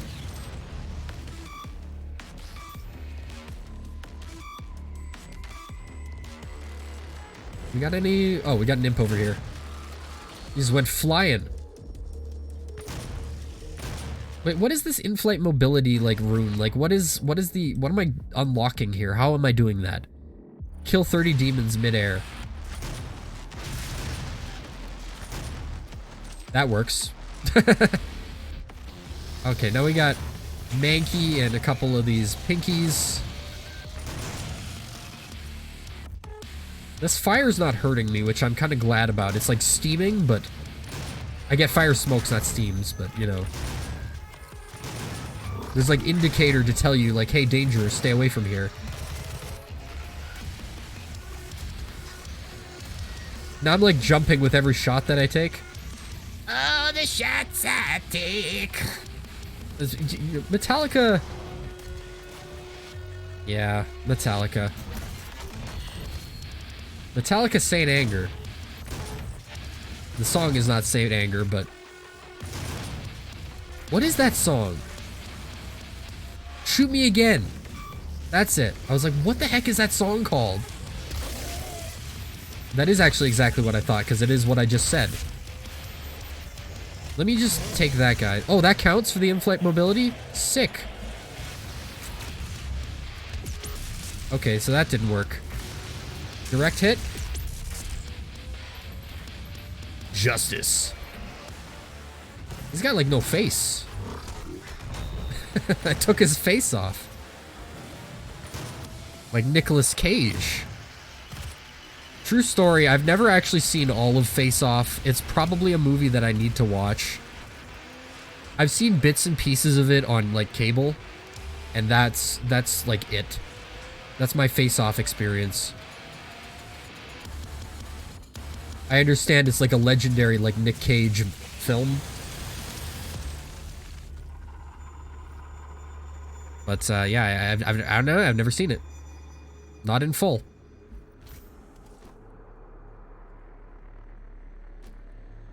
Alright. Where are we going? I almost did like the Vinesauce Joel there. Alright, let's play some video games.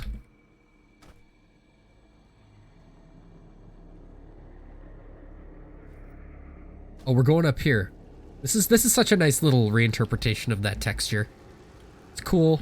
I like the glowing green writing. Give me something glowing green, and it's automatically cool in my eyes, usually.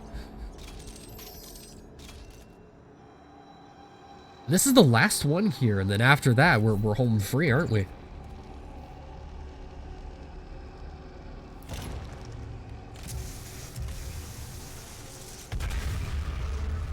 Just realized I still have my orange vanilla Coke. It's a little flat. Flat soda is like bad. I have a friend who likes it, which is weird. And there's something significantly wrong with them for liking flat soda. At that point, it's just like, just drink the syrup. Water it down a little bit. This is phenomenally bad. Coca-Cola that's been sitting in a can, Coca-Cola that's been sitting in a glass where ice has melted in it. And but it's been sitting there for like over 24 hours and it's just a little warmer than room temperature, and then you drink it, so it's watered down, slightly warm, completely flat Coca-Cola. That is the bad Coke experience. Wonder why you like glowing green things, Twitch user PureSlime. Gosh, I wonder. You like flat Sprite? Only when it's cold. Flat Coke, Pepsi, and Dr. Pepper are god-awful. You know what I associate? There's like a... Or there was, I guess they don't exist anymore because the chain got bought out, but the Safeway brand, like orange soda, that stuff used to go flat really fast. And I just have this sort of memory because like my grandma would have them at her house. And I just have this like sort of taste memory of them like drinking like a flat room temperature Safeway brand orange soda at my grandma's house. That was pretty gross. Or when it's sick, it calms your stomach. See, I've heard this before about like Sprite and ginger ale. Like, but I heard it like, I also just realized like the super shotgun is not actually centered underneath the reticle here. Like not totally. So either the reticle is off center or the shotgun is. Either way, it's starting to bug me now. I get that it sways back and forth, but the central like line that it pivots on is not centered. I don't get that because I didn't hear that until I was like in my 20s. So like I was just recently, like within like the past 5 years, I didn't hear this ginger ale or Sprite helps you, but apparently it's like a pretty common home remedy. Where am I going? Oh god, this is the end of the game. Wow, we're here already. Enter the mouth. Hello. And you too can have this armor in the multiplayer. Nobody actually plays the multiplayer anymore. You have to get like actually like a group of friends together to do it. It's probably a placebo effect thing, but it works for me. Got sick this weekend with Sierra Mist is what I drank after I... Yeah, sorry. Got sick this weekend and Sierra Mist is what I drank after I threw up to kind of chill my stomach out. I don't think that we ever had any like home remedies for like upset stomach other than like deal with it. Pepto-Bismol. Oh, here's Olivia, by the way. Promised me so much. Yeah, I guess they promised her so much. We're at the final boss battle already. I thought there was actually a little bit more of the game left, but I'm mistaken, clearly. So how difficult is this going to be?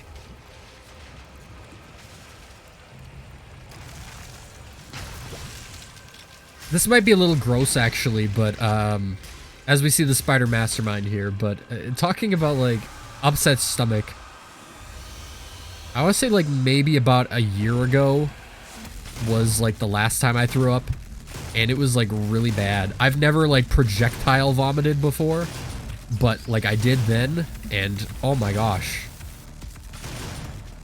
I always thought she was on the path Hayden went with the mechanical body. I think that's the idea, like, in her files, there's, like, a thing, right?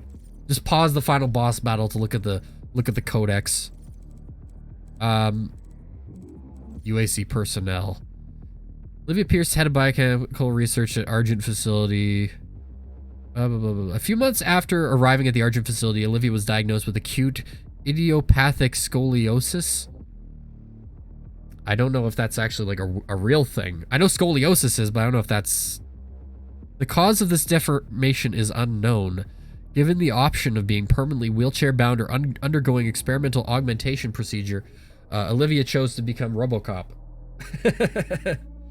So she has a titanium exoskeleton, which I feel is their, like I don't know, like character design-wise, why they gave her that.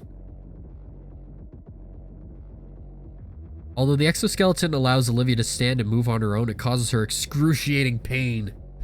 She's always in pain. Went on a 12-year-long streak of not throwing up until a few months ago. Ugh. 12 years is pretty long.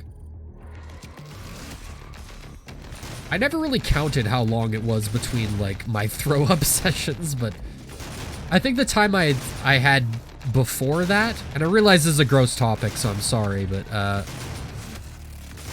was, like, at my old job, which was in the food industry, and I was sick.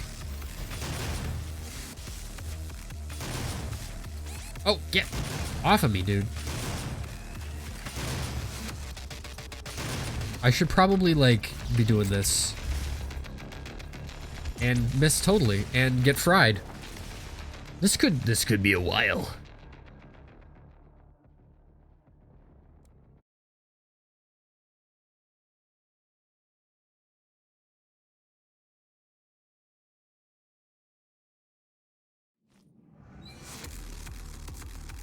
My stomach hurts all the time, though, but it's not something that, like, it's not nausea, you know? It's a different kind of pain. Oh! Will we have to redo this as many times as we had to redo the Cyber Demon? Oh god. She leads you there.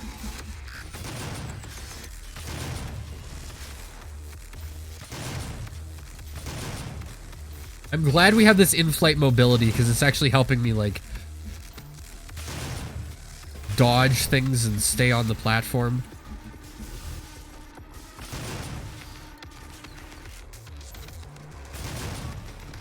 Okay, and she's just swiping at these poles. Well, how about you don't spawn the poles if you don't want me to stand on top of them? What are you thinking about that, huh?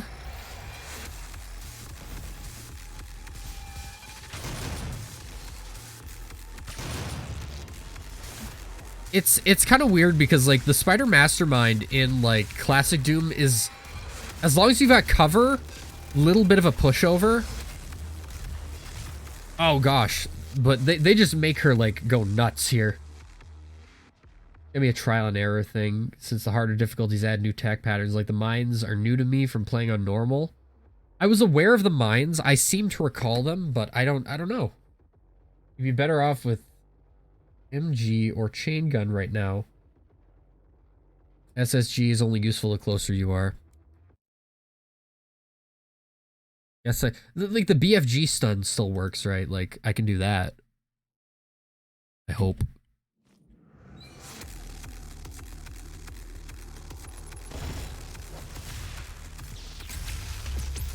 Okay. Just deck her right in the face. I'm assuming the face and the brain are the two, like, weak spots.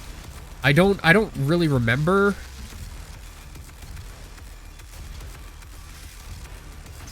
I don't remember anything, apparently. Can't tell if this is true or dream. Sorry, I messed up the Metallica reference. You can kill me now. Yeah, out of your range. Maybe I should actually, like, listen and use the, sorry, which one is it on? Which one is the dang chain gun on? Eat it. Okay, maybe not like that. Ooh. Correct aim for the meaty bits. Sticky bombs. Gosh, I forgot about those. I don't even remember. How do we switch equipment again? Like, control? No, control is crouch. I could do, like, siphon grenades, right? I think I have those equipped. It's gonna completely miss. How am I supposed to reach all the way to the 9 key for that? Okay.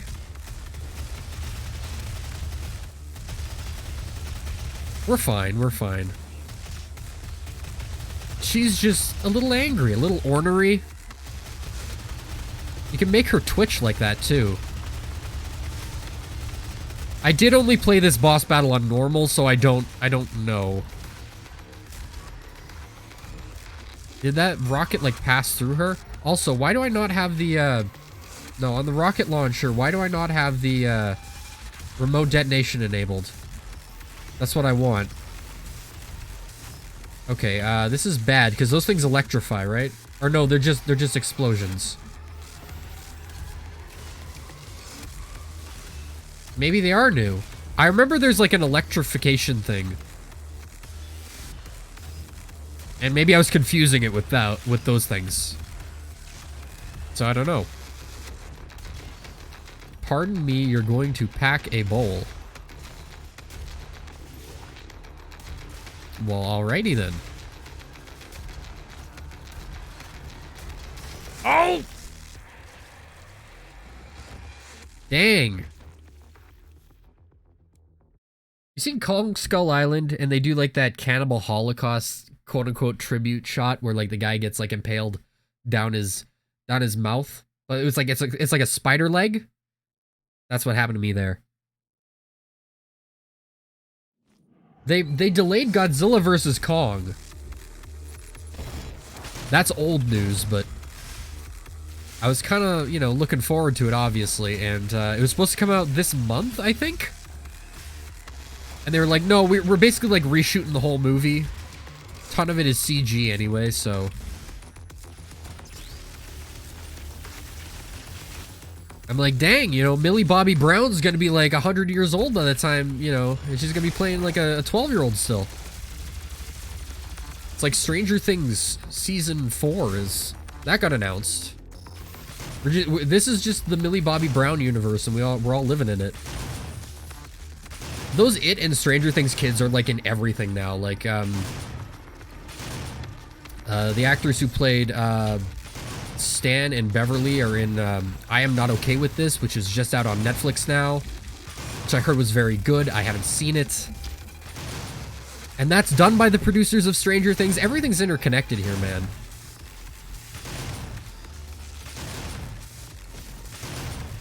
But given that I like both It and Stranger Things, I should probably, you know, get on watching that. She's just walking straight through the pillars here. My nose is itchy.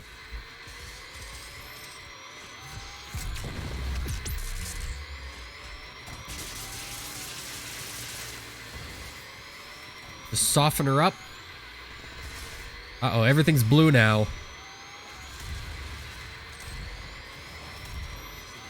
And she's hanging upside down a lot more often.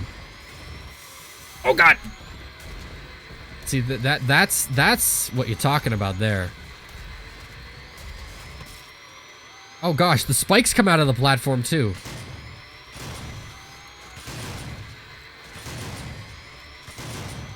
Is this tone gonna keep going up? Is there like actual music to this part of the fight, or... Okay, like the tell is when the ground stops being like, what do you call it? Oh my god, no. This is bad. I was like, where's the health? She's got to drop health somehow. Oh, cut in half. Use the chain gun when she's electrifying. Okay, will do. If I remember in like 2 minutes when I get to that part. Oh gosh. Argent Noor. Argent Noor. It's starting me out on the freaking super shotgun here too, because that's where I started with it. Okay, no. You gotta use the keys. I gotta learn the key meta, like, honestly. Like, the number keys, but I've never been good with it. Also, why am I on this? You'd be on micro missiles.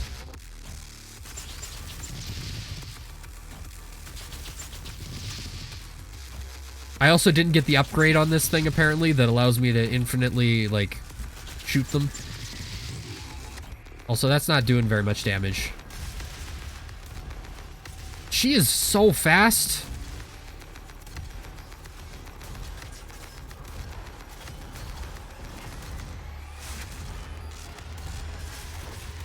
Okay. Gauss cannon, actually, maybe we should try that. Here's one of these.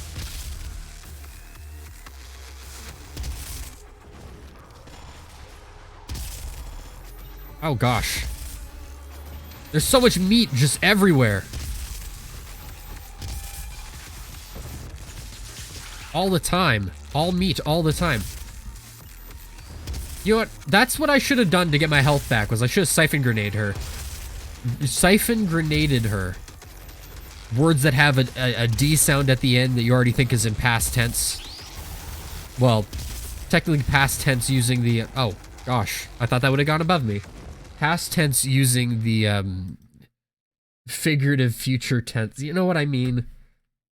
Hey, I put like a napkin around my other sandwich to try to prevent it from going stale, but it's you know, the bun's kind of hard.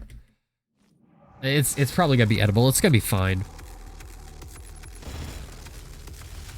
Here's the thing that they don't tell you. It's pretty counterintuitive, is that bread does not go stale because it dries out. It actually goes stale.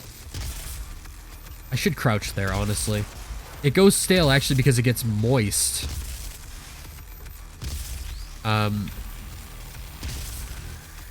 Oh, and what was it? There's something else that does the opposite, where it's like you think that it's getting wet, but it's actually drying out. You know what I mean? I don't know. I had another example. It's on the tip of my tongue, and I don't remember what I'm saying. But yeah, so basically, what going stale is the sugars in the bread are crystallizing due to the moisture in the air. At least that's how I understand it.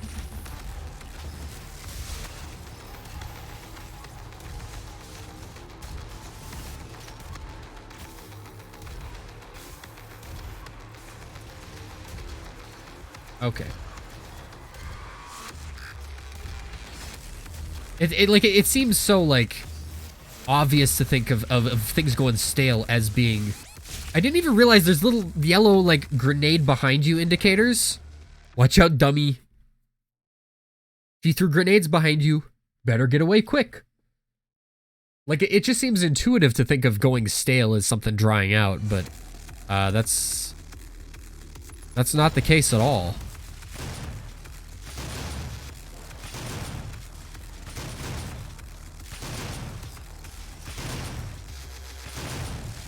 Oh!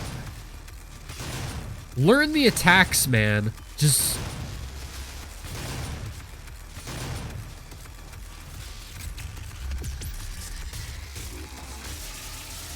get that brain juice.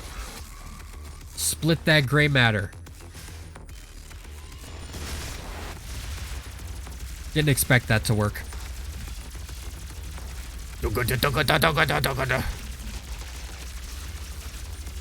Oh, God.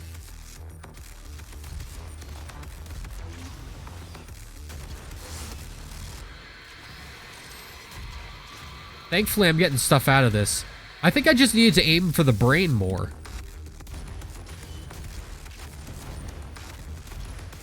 I guess I'm still operating on, like, the assumption that, like... Just shoot anywhere on the enemy and it'll take damage, but... The whole game hasn't worked like that, so I don't know why it would work like that now. I guess the Cyber Demon kind of works like that. Like the previous boss fights, they do.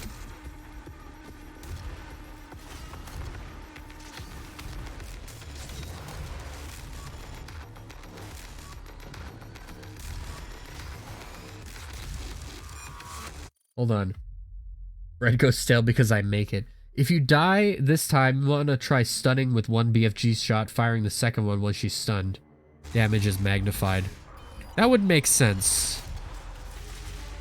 I don't know why I didn't think of doing that. Probably because I'm like, oh no, because the BFG stuns, so I have to like save the BFG ammo. There's one right here. There's a free shot here.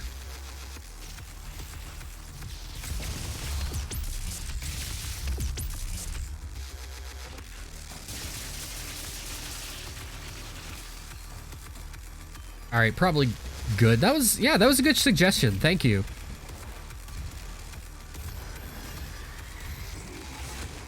You know, this is probably why they have her, like, go upside down, is so it messes you up in how you're aiming at her. Oh gosh, the cube. Destroy the Seekers.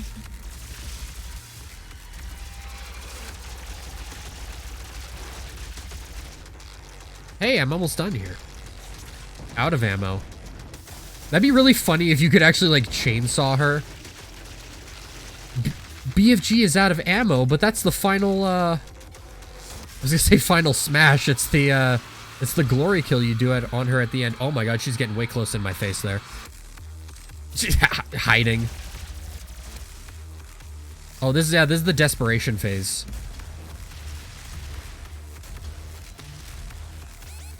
Oh gosh. No, I don't like that. I don't like that at all. Super shotgun, right? She's hiding! Oh god, come on! Chat sliding around again. You don't want backseating, you'll just... No, that's okay. It's perfectly fine. Got nothing against it. The only time I've ever had anything against it was, like, I've done, like, Minecraft streams in the past where sometimes I've had the odd person go, like, you're doing it completely wrong. You're not doing it the way that I play Minecraft. And it's like, okay. I get it. I feel like there's, like, probably a difference between, like, hints and tips versus, like, condescension. And maybe, like, the condescension is, like, jokingly. You know what I mean? Like, if I watch, like, Northern Lion and I'm like, oh, idiot egg, he missed a tinted rock in Binding of Isaac. Like, that's, like, one thing. I'm gonna die here. Hey, kill me. Like, that's one thing, but, like, you know, I'm not popular streamer. So I feel like the dynamic is, like, a little different there. And also it's like, you know, and I've been kind of one to do this too, where I just kind of assume that they're gonna take it as a joke when I say things to certain people online, even though it's like a joking hostility, you know what I mean? But yeah, no, like the giving tips and stuff is fine. Like, there's nothing wrong with that. Number one tip, look at the screen, which is something I'm clearly not doing enough of, because I get very preoccupied sometimes with, like, is my mic muted? Because I've done that so many times where it's like I've accidentally muted my mic. Because it's not like a switch or anything, it's a touch screen, like, type button. It's a touch button. Oh gosh. Behind me. I did it so many times during DK64. I've done it during, like, Let's Plays, too.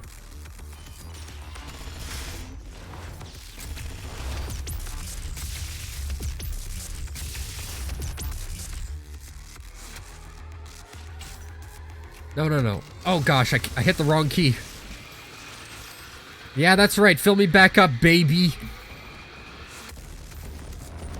Load me up. Let's get right in the meat there. Oh, maybe I shouldn't do that.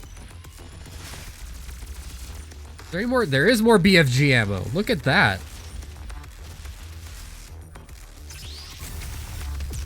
Wouldn't it be messed up if you couldn't actually deliver the final blow unless you had BFG ammo? And you had to, like, wait for it to, like, spawn in. I know it doesn't respawn in the arena, but... Two guys were on the moon and one killed the other one with a rock. Wouldn't that be fucked up or what? Just saying, it'd be messed up. Oh god, she's electrifying. When does she bring out the scary cube? Is it like at like 1/4 health?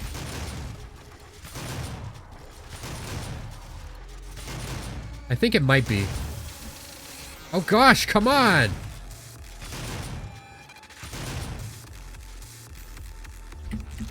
Spider Mama here doesn't...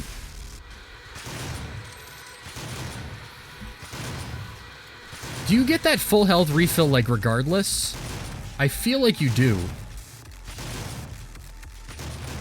Oh, there's the scary cube.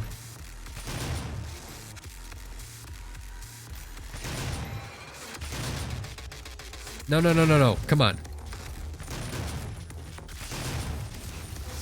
Oh, she's done!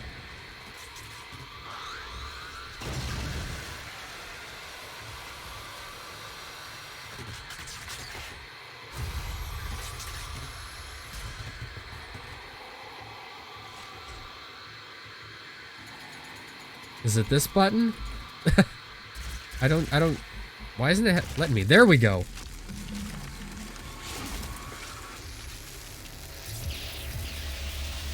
You're gonna pee your pants. Defeated.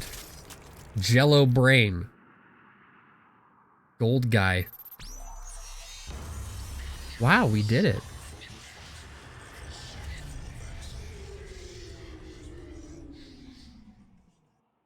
You can like vaguely hear his introduction there. That's weird. Like Hayden's introduction?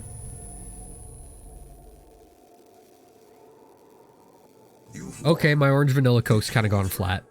You stopped the invasion and closed the portal. But it's come at a price. Argent, Vega, this entire operation. You see, I've watched your work. Come to understand your motivation. You think the only way is to kill them all, leave nothing behind. And you may be right. But we can't just shut it all down. Without Argent energy, it will be worse. I don't expect you to agree. But with this, we can continue our work. I am not the villain in this story. I do what I do because there is no choice. Can't wait to see what happened to him in Eternal. I'm gonna guess, like, you don't see him at all other than, like, what we've seen in the trailer. Like, that's gonna be it. It's gonna be like, oh yeah, he's dead. It's kind of weird because, like, plot-wise, like, I feel like we don't know anything really about Eternal other than, you know, Doom Guy kill demons on Earth and in many other places. Anyway, that was Doom 2016. On Ultraviolence, no less.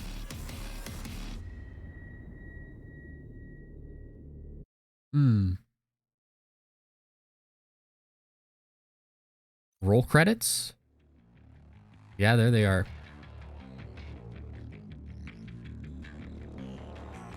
I remember they kind of spoiled some of these shots here in, like, the trailer.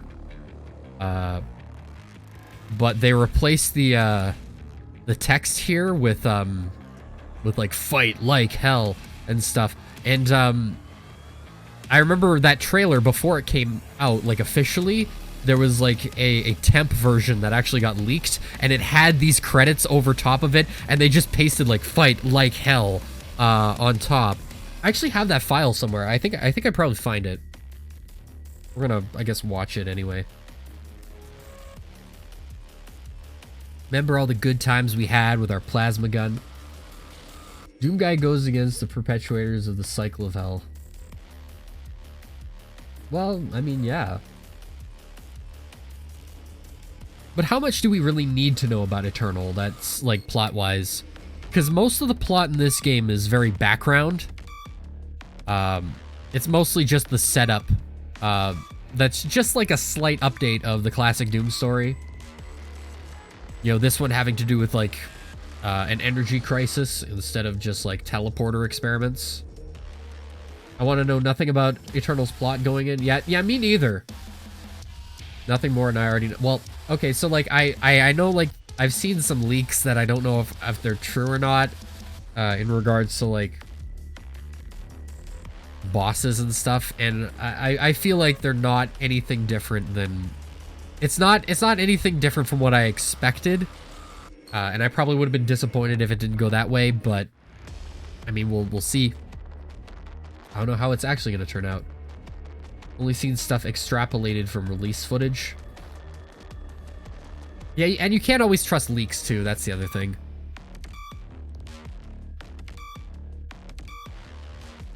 But as I was saying earlier, like the released footage, like the trailers and stuff really only show like a handful of levels, and apparently there's like so much more, so there's tons of that game we haven't even seen yet. That's what I am led to conclude from that. Because really, we've seen like the cultist base. We've seen a lot of that.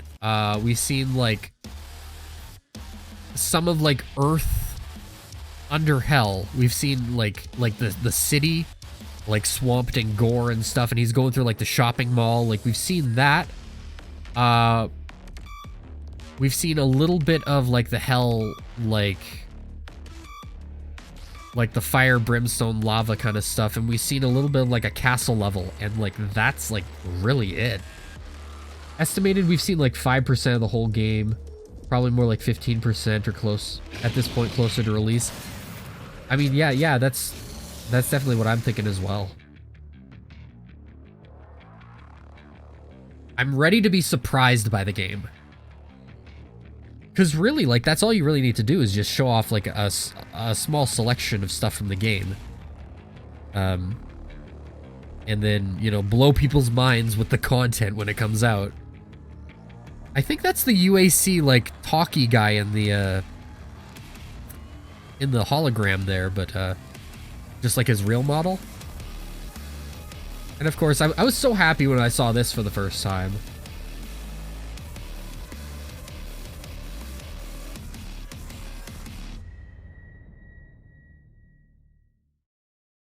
There are cheat codes this time around, so I'm expecting to... I didn't know about the cheat codes. It's definitely going to be a wacky game. It's going to be, like... just totally, like, off the walls, kind of bonkers. I'm only kind of worried it's going to veer a little bit too far into the goofy stuff, but... I mean, I'm sure gameplay-wise, I'm going to enjoy it either way. Hold on, I got to load while I'm accessing my other drive. Sometimes it does this. Might be actually like a side effect of having my operating system on an SSD, but I don't know. I'm looking for... Where was it? Was it in Drive F? I had this. I think it's this one. Leaked in April 2016, so before the game came out, about a month before. I think this is it. Yeah, that is it. I'm gonna actually, like, I'm gonna put it on. You have to find them in the levels like the dolls, which I'm happy about. So, like, they come in the form of, like, collectible. I'm thinking, like trying to visualize this. I'm just seeing, like, Cheeto pages in the Banjo games. So this was the leaked trailer that came out. Hold on, is this... I'm trying to open this in the right window here. Open with...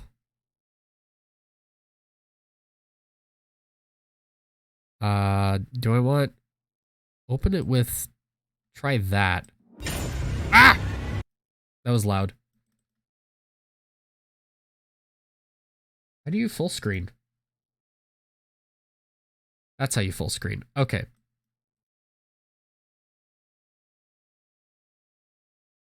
This is it here. And this trailer was actually ended up getting publicly released, but this is like the leaked version of it.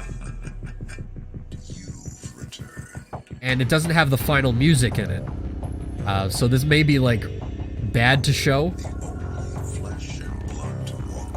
I remember when it got leaked afterwards, Mick Gordon on Twitter said like, oh, the music's wrong. They got the music wrong. Because it's just like temp stuff, I guess.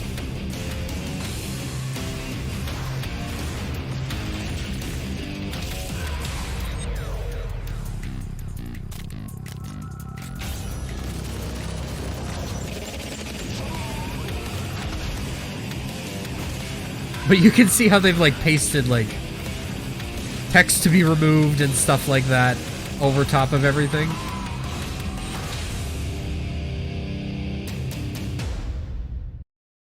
Anyway, that's that. I don't know. I can't believe I still have that. Like I downloaded it because I was like, oh, new Doom footage, and then the actual trailer came out like a week or two later. So, but that's like the launch trailer. But I think it's cool to have like that, and you can see like all the little notes that they made where they're like, better aim, get a better shot for this, remove the text here, make sure that's, you know, change the music, obviously. I'm actually kind of like looking, like trying to see if I had any other stuff from around that time of like the pre-release material. I know, okay, well, one of the things we can actually look here. I pop up on monitor too, and it's just VeggieTales again. No, one of the things I want to kind of look at here is the E3 footage, and like from the reveal. Doom 2016, no, not Doom 2106. That's like a police radio code or something. Doom 2016, E3 reveal. I remember when this was like, blew my mind. Like, cause I watched the Bethesda thing that year, cause I was like, oh, like, Fallout. Cause Fallout 4, I think got announced at that one. And that's why I watched that conference. Cause it was like the first time I'd ever watched like an E3 conference that wasn't like Nintendo related. And like Doom was kind of like in the back of my mind, like, yeah, they own Doom. I wasn't really expecting them to like do like the announcement when they did. But then they did the announcement at the E3 thing, and then I think it was the following E3, because like at QuakeCon they showed footage from it, and then at the following E3, which is I think the one that we're gonna look at here, maybe I'm mixing up the years honestly, because you know it was like five plus years ago I guess that they first announced Doom 2016, but we're gonna look at the first gameplay reveal, and I remember like going like, oh, like they're serious about this. Like, it's actually going to happen, because the rumors of Doom 4 had circulated for years and years and years. And obviously, they went through several iterations of Doom 2016, the first of which being what they called Call of Doom. Actually, let's take a look at that first. If we can get, like, some of the actual footage. I got someone's video there that we got. So here's the Doom 4 footage, as it was Doom 4 before the project got revamped into this version of it. And this, as I understand it, was meant to be like a direct sequel to Doom 3, but this was like the Doom 2 Hell on Earth to Doom 3's version of Doom 1, you know what I mean? And so this was going to focus on like a resistance on Earth against demons. And the only lasting thing from this game, I think, was like the super shotgun mechanics, like the super shotgun design, first of all, and the Imp AI, I think, was initially developed for this. Let's just turn that down a little bit. The Imp AI was initially developed for this, and I think like here you can see some of it, and that stuff still remains in Doom 2016. So there's stuff that they did keep around.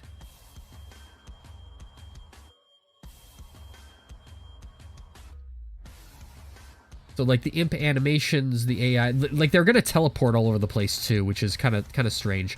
But like look at the way that like if we went back here and we got a better look at like the Imp model here, and you looked at the way that they designed them. Like keep this in mind here, because when we look at the E3 2015, like the gameplay reveal, you'll see something that's very similar to this, but like sort of halfway between this and the final design we got in the game. But you know, this was going to be very Doom 3 style, like reload, heavy, sort of slow movement. This, I guess, is another iteration. This is like a zombie, I guess, like possessed human.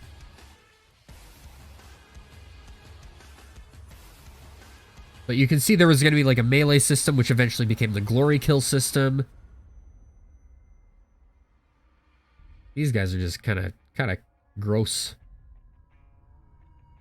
But you can see how early the glory kill was part of Doom 2016. I think it's kind of fascinating. You know, even way back in this stage. And I don't know what year this is from. This looks probably shortly after Rage came out. So like 2011, I guess? I don't remember what year Rage came out. I never played it. Rage 2 looked really cool, and I didn't play that either. I think this footage has been, like, deliberately slowed down, too. But, also, like, the contextual glory kills, too. Those even remain in Doom 2016. They're still there. Credits are still rolling, by the way. But now we saw that. We're going to go back over to the E3 showcase. It's 20 minutes long. And, at least from the people that I follow, like, from around the time, I follow someone who went to QuakeCon when they first showed this off, which was maybe about 6 months before this. Why is this here?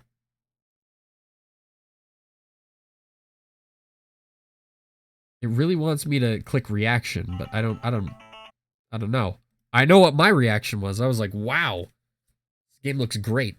But yeah, I follow someone who went to QuakeCon, and the things that he was talking, like, reporting back when the gameplay is like the first snippet of gameplay that we see here, like not the second half here, but this first half here in the Foundry facility is the footage that they showed at QuakeCon, and so they already had that prepped, but the last half of the presentation is the Hell stuff, and that was stuff that was shown specifically in this presentation, I think.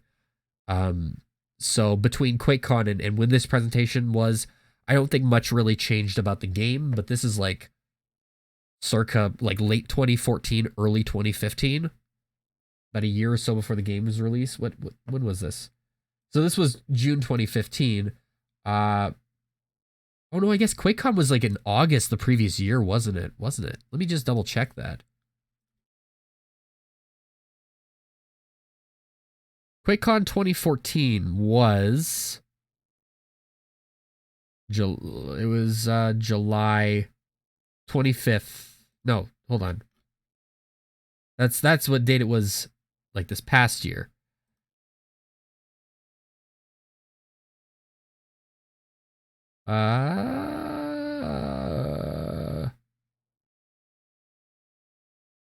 Okay, yeah, so it was almost a full year. It was like 11 months before this.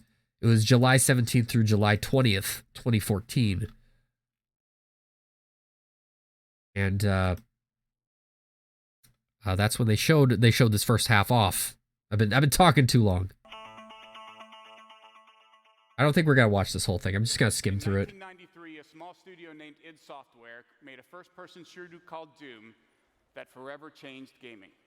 First-person shooters became a phenomenon, Deathmatch was born, and Doom became a cultural icon.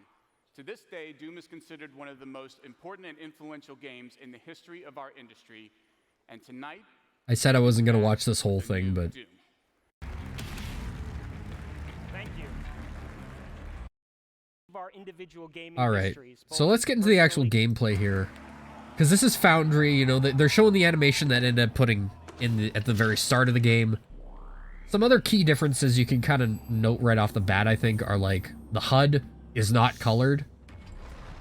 In fact, most of the places that have like color and like the pickups and stuff are not colored.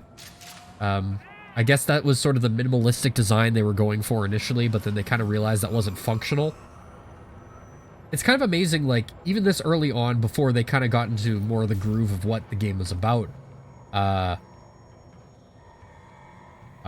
in terms of sort of some of the final design tweaks they made, like, they start off, like, this level, like, this is Foundry, this is one of the more open levels in the game. I remember initially going like, oh, no, it's still slow. But you also realize, like, they're playing this A on a controller, and B, they're doing the thing to try to make everything, like, not look so twitchy, you know what I mean? They're really trying to show off the environment. But if we can actually get, like, a closer look at one of these imps here, they're like, notably different. Those guys aren't too much, but... Yeah, here we go. So the imps don't have eyes. They kind of have, like, this split face in the middle. Their spikes are pretty small. So yeah, they don't look nearly as cartoonish. This is really taking more from, like, the Doom 3, like, horror alien monster aesthetic, which is interesting. I'm glad they changed them. And they didn't have to change them, but I am glad that they did. I'm glad that they've changed them again since in Eternal. What else here? Well, this is the first, like, time they show the super shot. Is this the part where you actually get it in the game? I think you get it, like, later. I think you find a chainsaw there instead. I could be wrong. I don't remember, and I just played through the game. But obviously a lot of this stuff is just manufactured specifically for this, like, the paths and the doors through this level are not, like, what they are in the final game.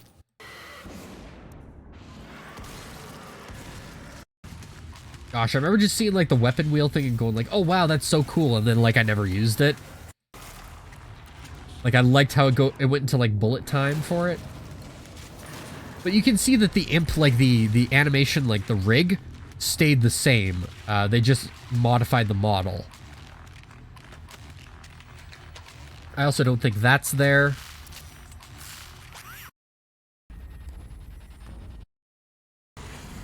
And we got to see the Hell Knight here. This is also not how this hologram actually goes. You just press the button and it starts, I think. So that looks a little different.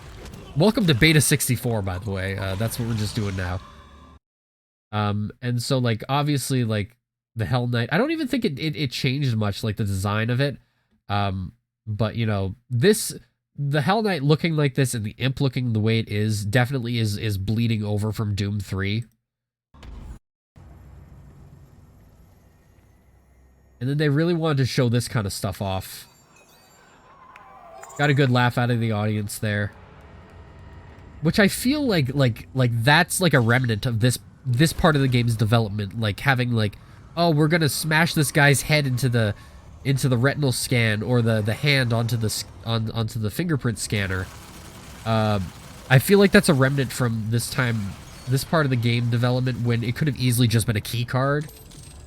You know what I mean? When they're really going like, oh, we gotta make this as brutal and wacky as possible, while also, you know, not making it too cartoony. Like, making it edgy, I guess, you know? But other than that, the Foundry level, I think, is, like, mostly still the same. How I knew this was, like, the QuakeCon footage was, like, because this is exactly how he described it ending, was the Revenant coming in and going like, oh my god, they have jetpacks now, and then, like, he just rips Doom Guy apart. And so Hell is a little different. As I mentioned, well, this is like the multiplayer stuff, right?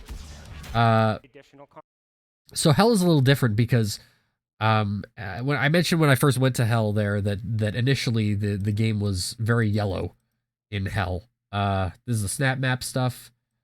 And so you can kind of see it here. The game is extraordinarily yellow in Hell. Also, why are we on 360p? Please.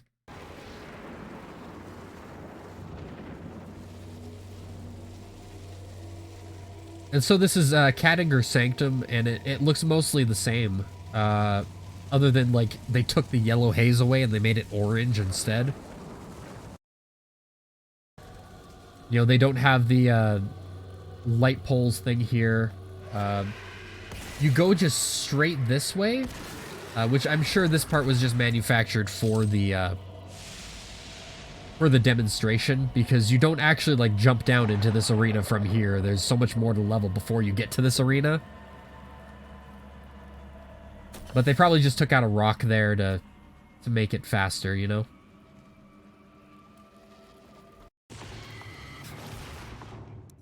But what we get here is, like, you can definitely see a lot more of the, like, demons, obviously.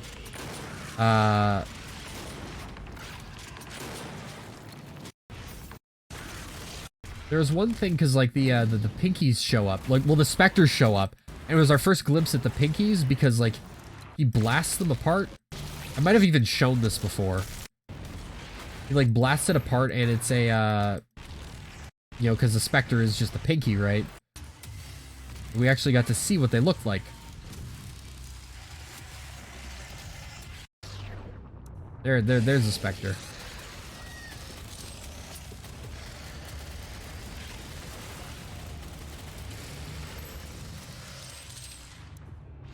I'm trying to wait to pause it here. I realize YouTube actually has a frame by frame too. So like here, and there you go. This was like our first glimpse at the Pinky, and I was like, oh my god, they look so good because they look like Pinkies.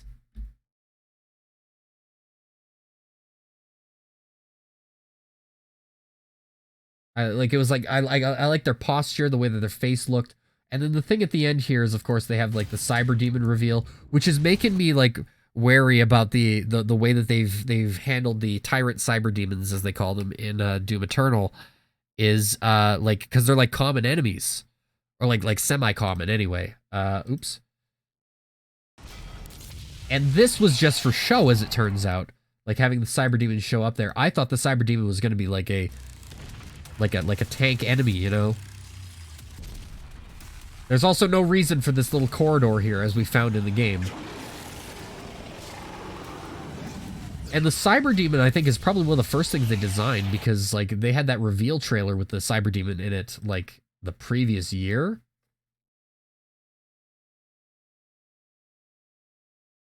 It was E3 2014. Yeah, here we go. Standing on the edge of discovery. And this is just proof of concept, really. And metal. Actually, like, literally just comparing the Cyber Demon here and its parts to, like, I have the poster of it. It's, like, right above me. Like, it's the same. This did not change at all.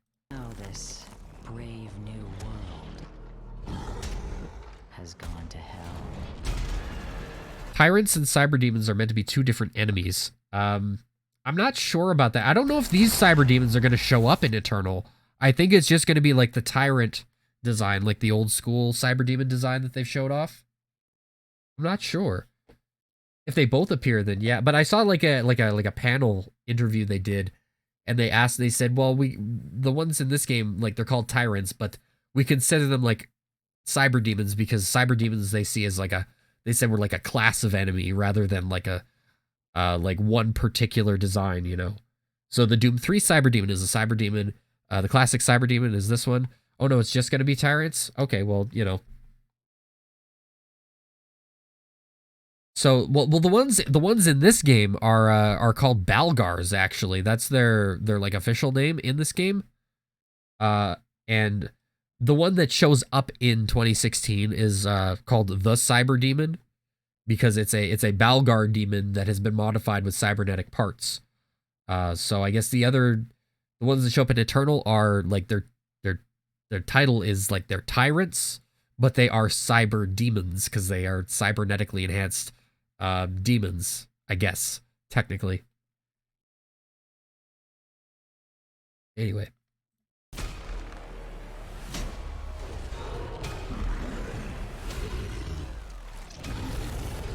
This was our introduction to our moose friend. I don't know why they gave him antlers, but I kind of like it. I like the classic door sound too. I don't know. This was such a cool trailer to see in 2014, and to see they're like QuakeCon 2014 for the reveal, which nobody got to see until literally like a year later. Other than people who are QuakeCon attendees, because they didn't stream it back then. They streamed it now. But it also makes me wonder, like, how much of Eternal is going to change. Because, like, what we've seen throughout, like, the advertising and the gameplay so far has been pretty consistent throughout everything we've seen. And apparently, like, the game's pretty polished and, like, ready for launch, basically. And has been for the last little... I mean, I should hope it's ready for launch. It comes out in 19 days. But at least for, like, the last little while, like, since November, it was basically ready for launch. They were just trying to polish stuff up. So goes the story. So I wonder, like how much has really changed. I mean, it's going to be a fascinating Beta 64 video or whatever they do. It's definitely going to be interesting to see, but I actually have suspicions, specifically regarding Cyberdemon here, is that I do think that they actually were intended to be, because you can see them in other shots too. Like, Doom 2016 promo photos. It might be under key art instead. Because there was like level photos. I guess they could be posing the enemies for those levels, obviously. No, I'm getting someone's spreadsheets now. What the heck is this? No, just give me the dang picture. Open image in new tab? No, view image? I don't know. That works. I think I showed this one before. So like this, there's some other ones which show the Cyberdemon, and I really do think that, like, it's not just that they were setting it up like this. I do think that they kind of intended you to encounter the Cyberdemon like earlier on in the game, maybe, and then encounter it later as enemies, because there is an enemy variant of the Cyberdemon in Doom 2016. Doom Eternal hasn't gone golden yet, which is concerning me. Is that like sales numbers? Like pre-orders? It might be just like, I don't know, maybe backlash to pre-order culture, you know what I mean? No, like... Well, what do you mean by that? The game is bug-free. I don't know. I mean, 2016 is pretty buggy in the state that it's in. As much as it can be without mass user testing. I don't actually know too much about like the QA process of video games. It's kind of like surprising that I never bothered, learning, but I don't know what actually goes into that. Must be pretty grueling on the people doing it, especially with a game as like punishing as Doom is. I'm actually gonna show. They have a programmed version, like enemy variant of the Cyberdemon in 2016 here. And you can see it on this map.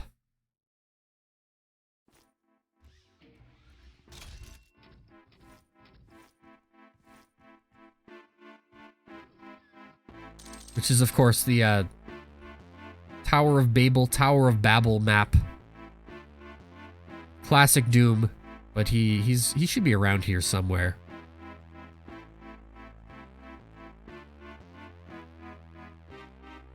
Just over here. Yes? Yes, yes, no? Which door is he outside of? I don't know. There he is. But yeah, this is the enemy variant of the Cyberdemon. Like, he exists in the game, and this is the only one that there is. Gone gold basically means all the development is basically done and it's ready for launch. Gosh, I don't know, but, because it's the way the games work now, is like, oh, a game is never done. It just gets day one patches and then continuously gets updates, and the quality assurance is, a lot of it's done by the user base. Why is he hiding? It's also kind of weird to see him in like the Fulbright. He looks kind of weird. So this one, all he does is he does the rocket shooting. Which is like... Oh, no, he does that too, I guess, if you get close to him.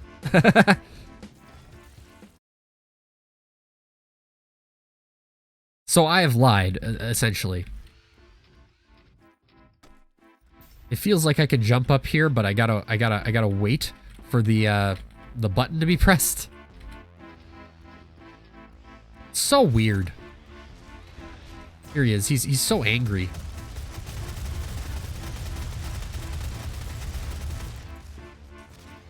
And like he has like a death animation too, doesn't he? Like he just falls over and dies, right?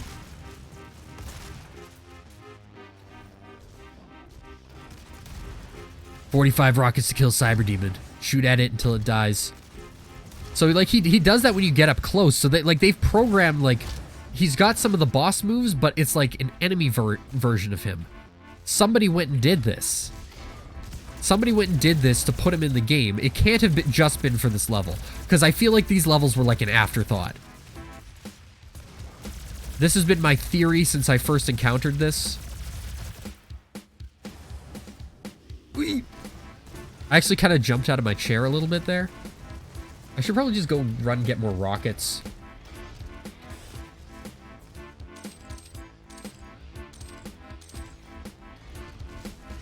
Don't shoot me, bro.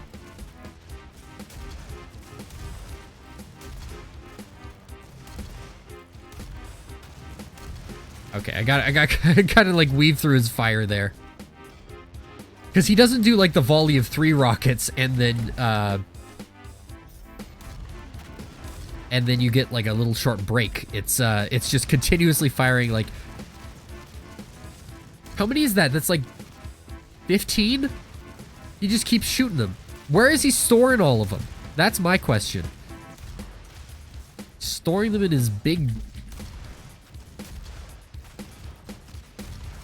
butt.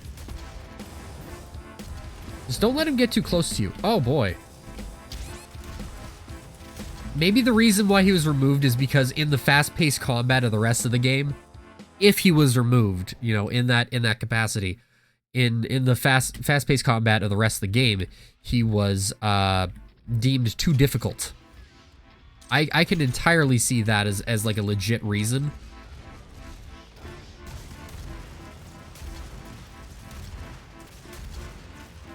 I want to beat him.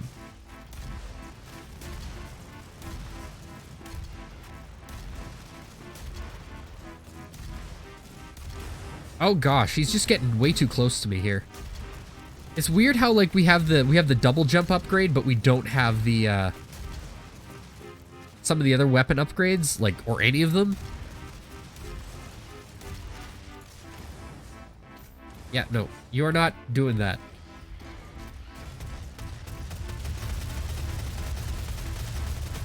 Yeah, just keep backing up, walking into the pillars that I know are there, but I'm not looking out for. Get more health. Rinse, repeat. Oh god, please don't trap me in here.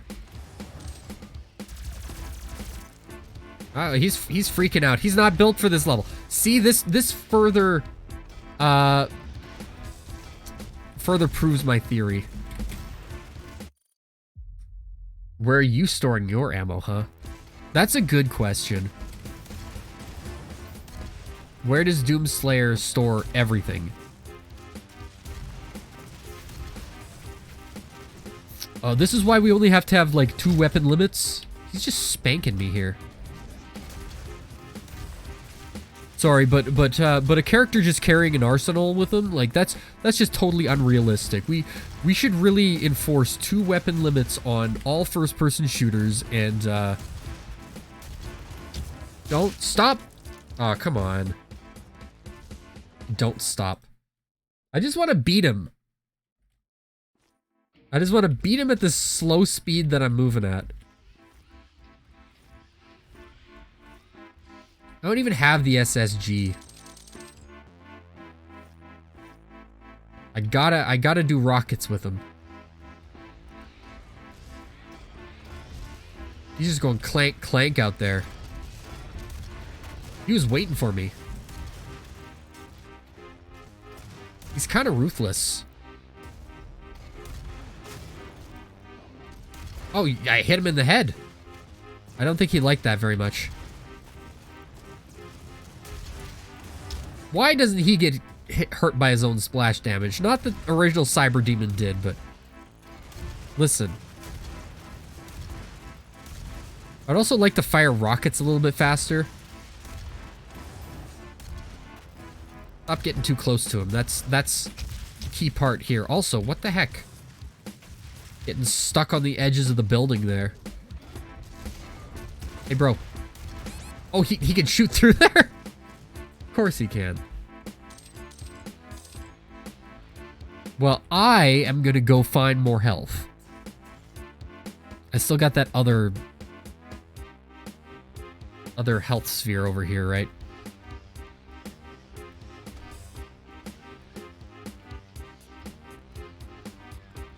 No, is this one? This one. Yeah.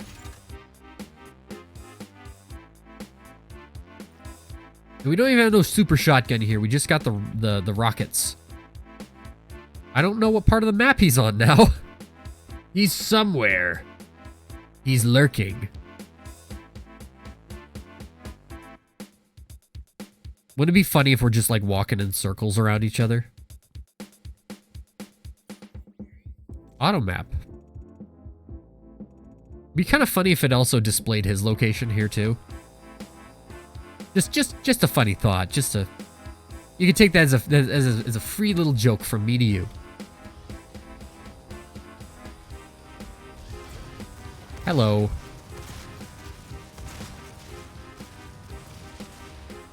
Goodbye. I'll be honest, like, even in classic Doom, I've never been, like, very good with fighting cyber demons, just for some reason. I've just never... Look at his rocket splash is just going straight through the wall here. And he doesn't stop!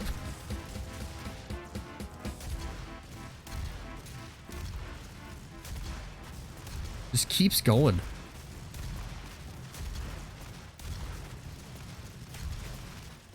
I gotta run away. Sorry, dude. Stop shooting me. I feel attacked, like, literally, physically, emotionally, mentally. I guess we can do that, too. Oh, God!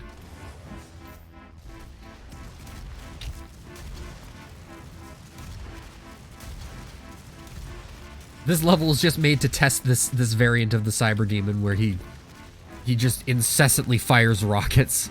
He's harder than the real boss.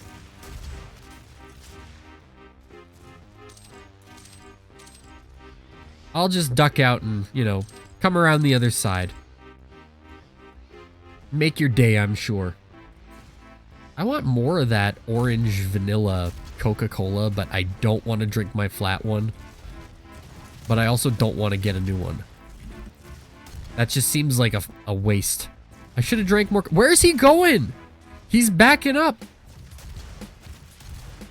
See, now you're the one who's running. I don't want him to be behind one of the towers when I kill him. Because I want to see him fall over. Oh, no! Okay, he killed me anyway. All right. We're not going to see that, I guess.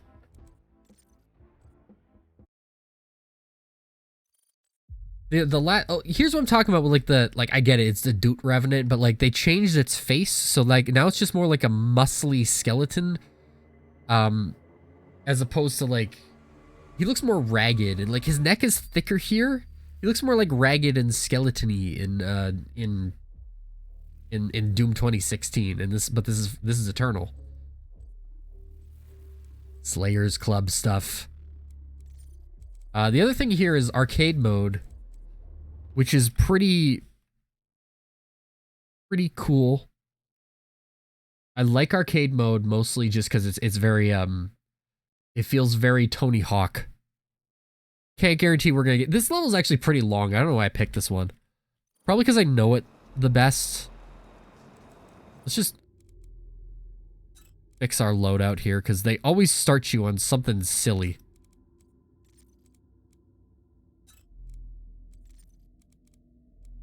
No, that's fine. Yeah, that looks fine. 3, 2, 1, go.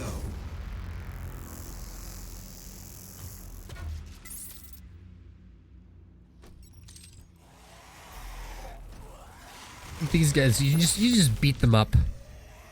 Got all the scores coming up on screen. I'm not looking for high score here. I'm just going. Although you get medals for glory kills, so I guess we should probably prioritize those. And medals are like part of the combo system, so you're also like fully upgraded too. So you just go at it. Go at 'em. And you have extra lives here too, which are a thing in like the main campaign of Doom Eternal. They don't work the same way here apparently, like they just save you from dying, I think. You don't have to go back to the last checkpoint. There's also these things. They explode. They give you these little artifacts. No, no, no. I want that thing. I'll deal with you in a second. And, those are basically just point bonuses, because arcade mode, the whole point is points. Just keep going. The other thing is you always pick up, items in this. So that'll keep your combo going. Headshot. They got a specific one for death from above as well. I don't know why my chat scroll changed again. Because I was like seeing messages from like an hour ago. Because I'm scrolling on the scroll wheel and my mouse is being detected off screen for some reason. It's not that my mouse isn't locked to it, because I'm not actually seeing my mouse go everywhere. But I'm guessing it's highlighting things. You know what I mean? I'm not physically seeing the mouse, but it's there somewhere. And it's not making me click out of the window either. Very bizarre. I guess here's the other thing about arcade mode is you can kind of just go at everything with a super shotgun too. Which, I mean, is pretty normal for classic Doom, to be honest. Grab the skull, dude.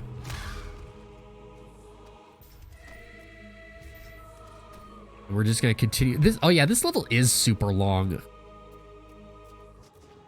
I guess they really just make you want to like experience hell, like when you get first thrown into it.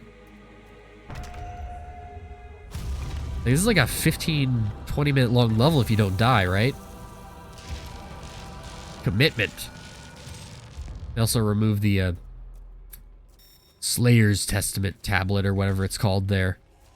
I don't know what difficulty this actually operates on. It might be Hurt Me Plenty.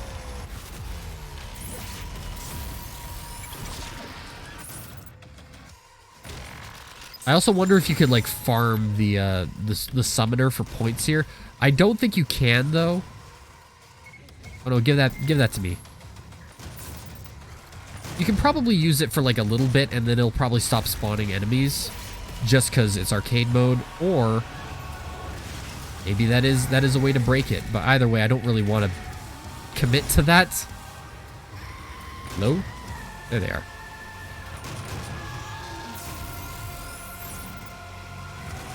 Yeah, I'm just going at everything with the super shotgun. You're not meant to have it like fully upgraded like this at this point in the game.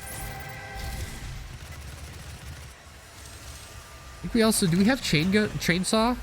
We do have chainsaw. We don't have BFG.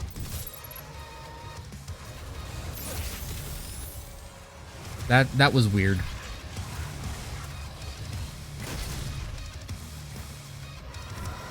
Glory kill him quick and then get this other one. And both of them, man.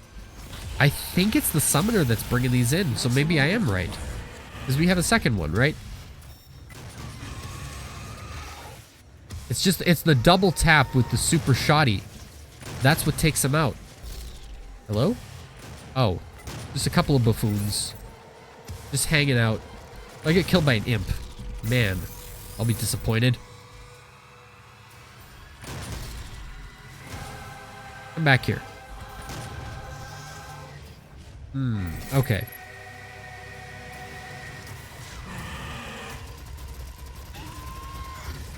I thought I set this to mobile turret. Did I not? Or did I not confirm that? Just get lost, dude. There we are.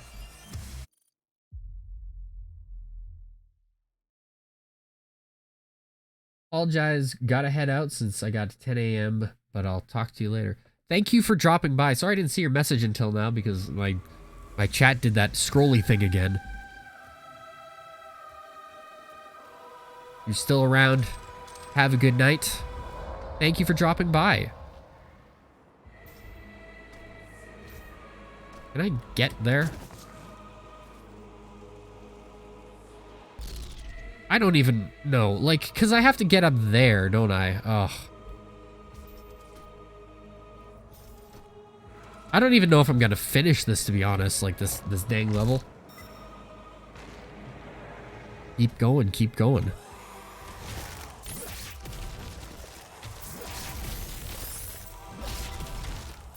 Oh gosh, yeah, because I have to get up early tomorrow because I gotta go get my blood sucked out of my arm.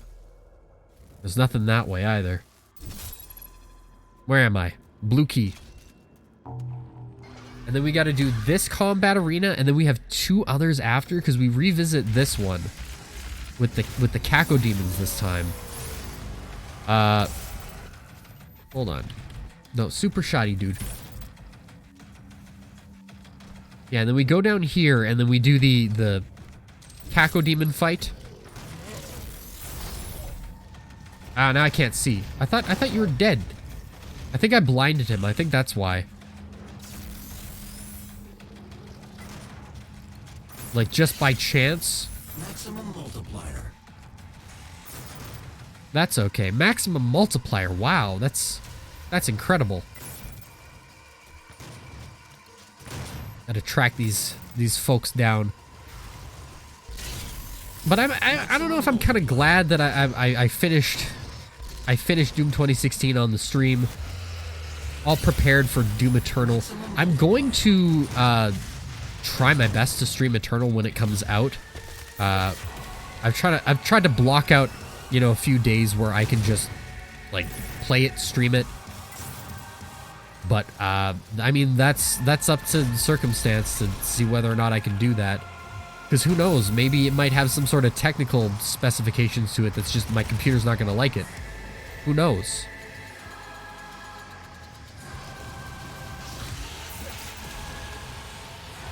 It's all up to a roll of the dice, basically.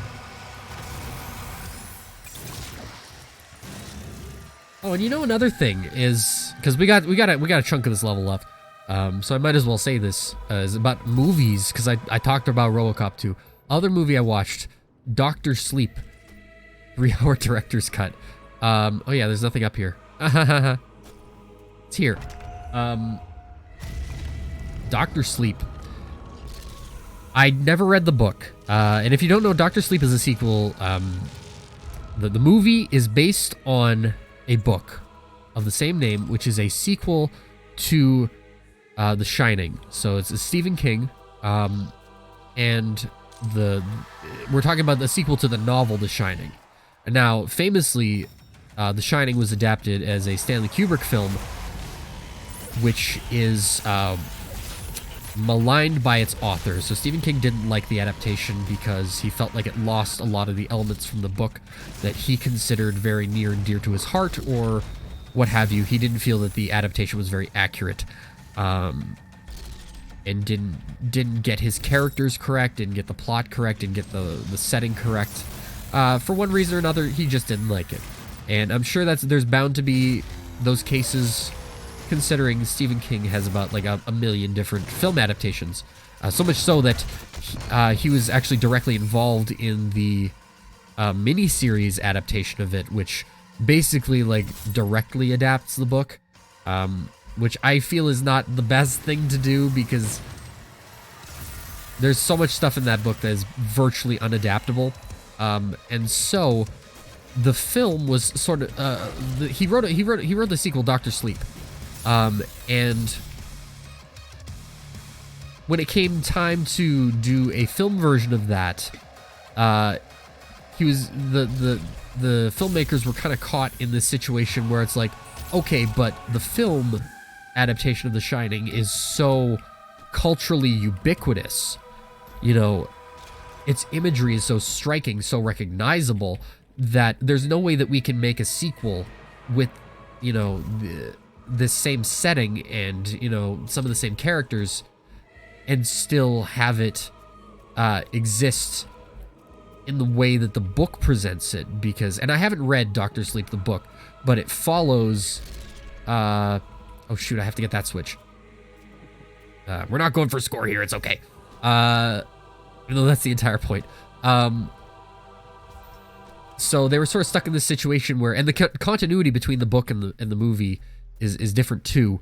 So like the Overlook Hotel at the end of the book, the hotel which The Shining takes place at. The Shining is about a family. In its most basic value plot-wise, about a family in a haunted hotel over the winter, and they're stranded there as the father is the caretaker, Jack Torrance. That's the basics of the Shining story. Movie adaptation obviously takes some liberties with it, where it's like, was it really ghosts, or was it all in their head?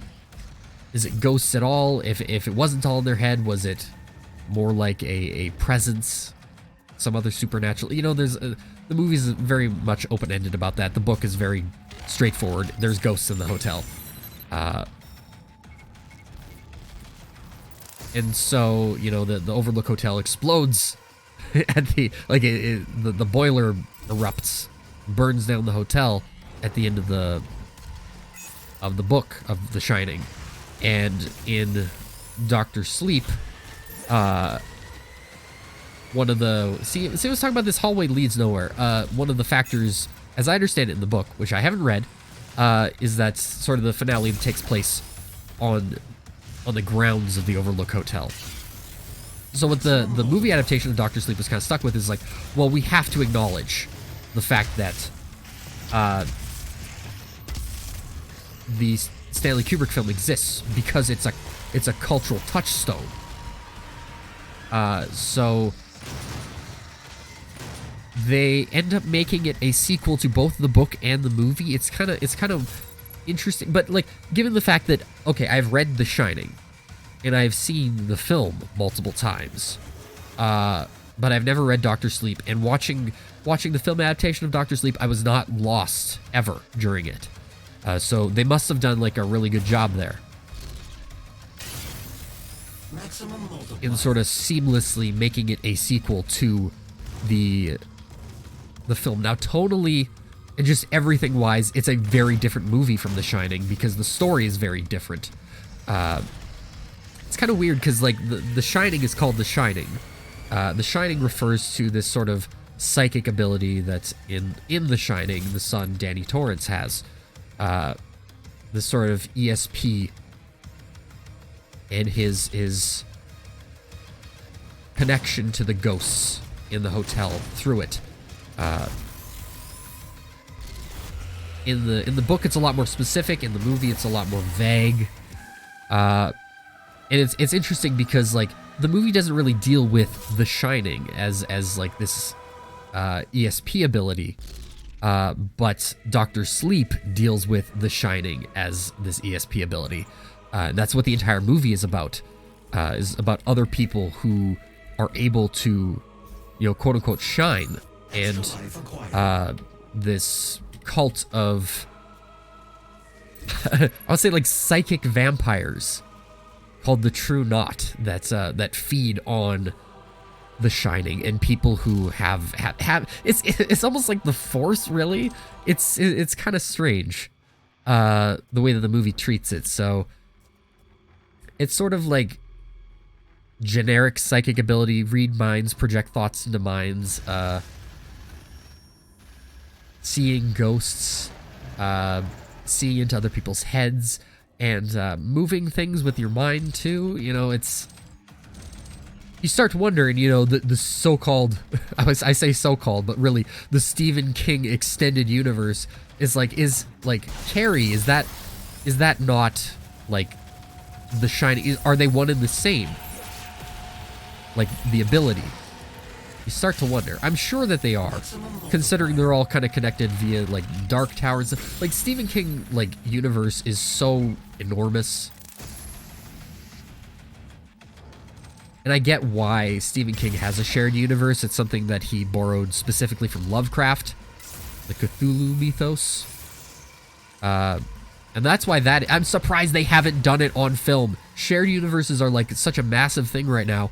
I'm surprised, or at least they were, you know, these past 10 years. I'm surprised they never did it on film. They adapted The Dark Tower. Apparently that movie was bad, and I don't know anything about The Dark Tower to begin with, but I'm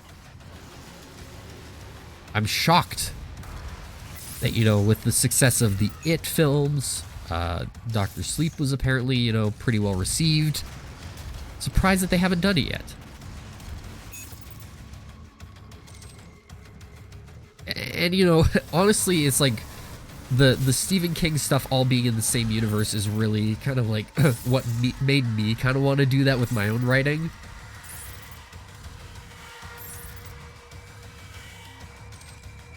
And that's why I haven't completely soured on the shared universe thing yet. And I don't think I ever really will, as long as it's done in a way that isn't, like, jarring, you know what I mean? And somebody may find, like, Dr. Sleep versus The Shining to be very jarring, because they take place in the same universe, they use some of the same characters, and some of the same, like, plot devices like The Shining itself. In locations, obviously, the Overlook Hotel, which didn't burn down at the end of the film adaptation, is the setting for the finale in the Dr. Sleep film. And so you get a whole bunch of, like, quote-unquote fan service through that. I think it was all very tastefully integrated. It was very fun, but it is a very different movie. It's just a movie, another story that takes place in the same universe. It's not the same type of story.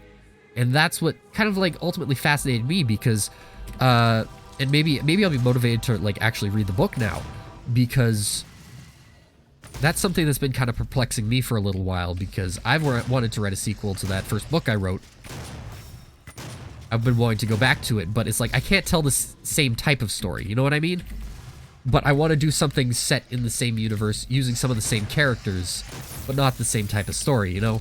And the fact that, like, Dr. Sleep was able to do it so seamlessly shows me that you can do something like that. And, you know, it's kind of motivated me to maybe want to read the book. This sort of the central premise of Dr. Sleep is it takes place like 30 years later after The Shining, or yeah, I guess 40, closer to 40 years later. What is that noise? Oh, it's Cacko Demons. Forgot they were here. And it's that Danny Torrance, all grown up, has suppressed his ability to shine, and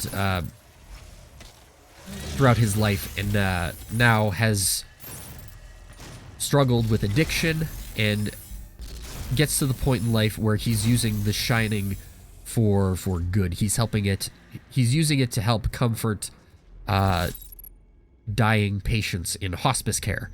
And then from there he gets pulled back into the business with the Overlook Hotel, and this whole other world of people who have similar abilities to him. Where am I going? Oh, up here. And the people that are apparently currently preying on people like that. And so he has to sort of come out of his shell and stop, you know, being so closed off. It's a story of learning to help people, learning to heal other people. I think it's a very nice story. It's not a horror movie at all. There's a lot of, I guess, you know, as I was talking about earlier in the stream with, like, horror is defined by its conventions. It doesn't have a lot of horror conventions. It has a lot of Shining imagery, including some recreations of scenes. But what I like that they didn't do was they didn't go and they didn't cast like a Shelley Duvall impersonator. They didn't cast a Jack Nicholson impersonator. They just went and they got actors who, like, they're playing the characters. They dress them up to look like them so that continuity wise it's consistent, but the actors don't really, like, look like them. They're more evocative of those actors, and so, you know, it's very clear that they're characters, you know. And spoiler alert, when you see, like, there's a couple flashback snippets and as well as like a ghostly apparition of Jack Torrance. When you see him, he's actually played by the kid who played Elliot in E.T. you know, plus 40 years since that movie came out. So, you know, he doesn't look like Jack Nicholson, but he feels like Jack Torrance.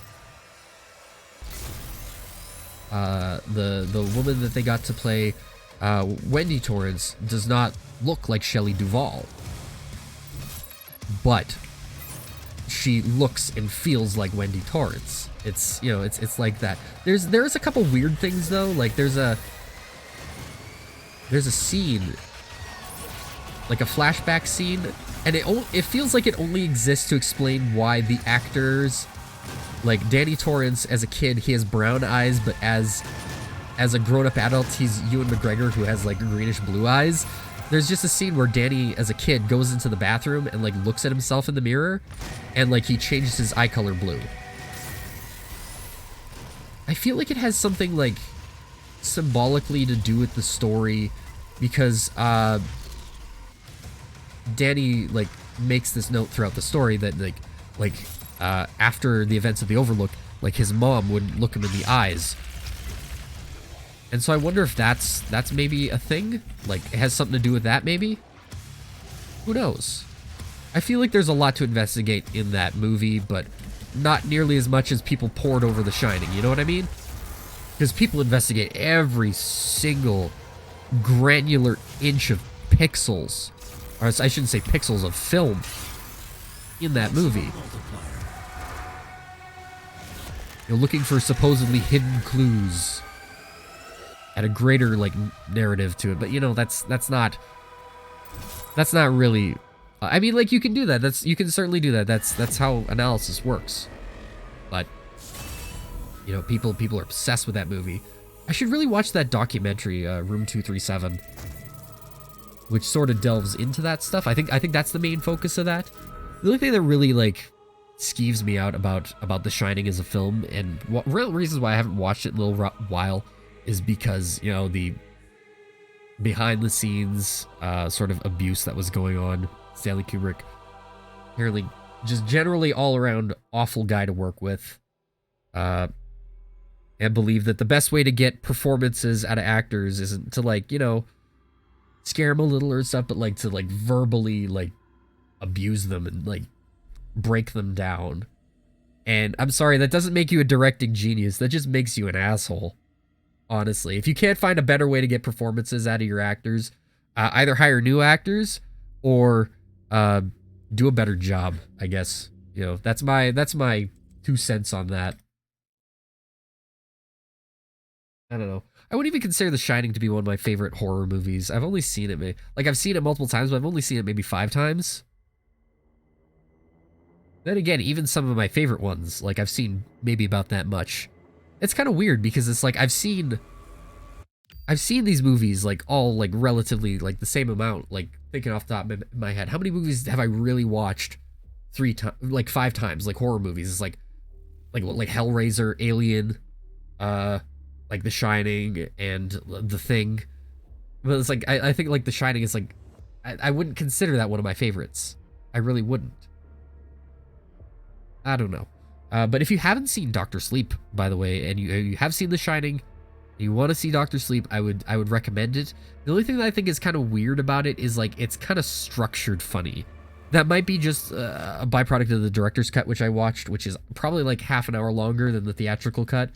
But definitely like go watch it if you haven't seen it. I might actually go buy it on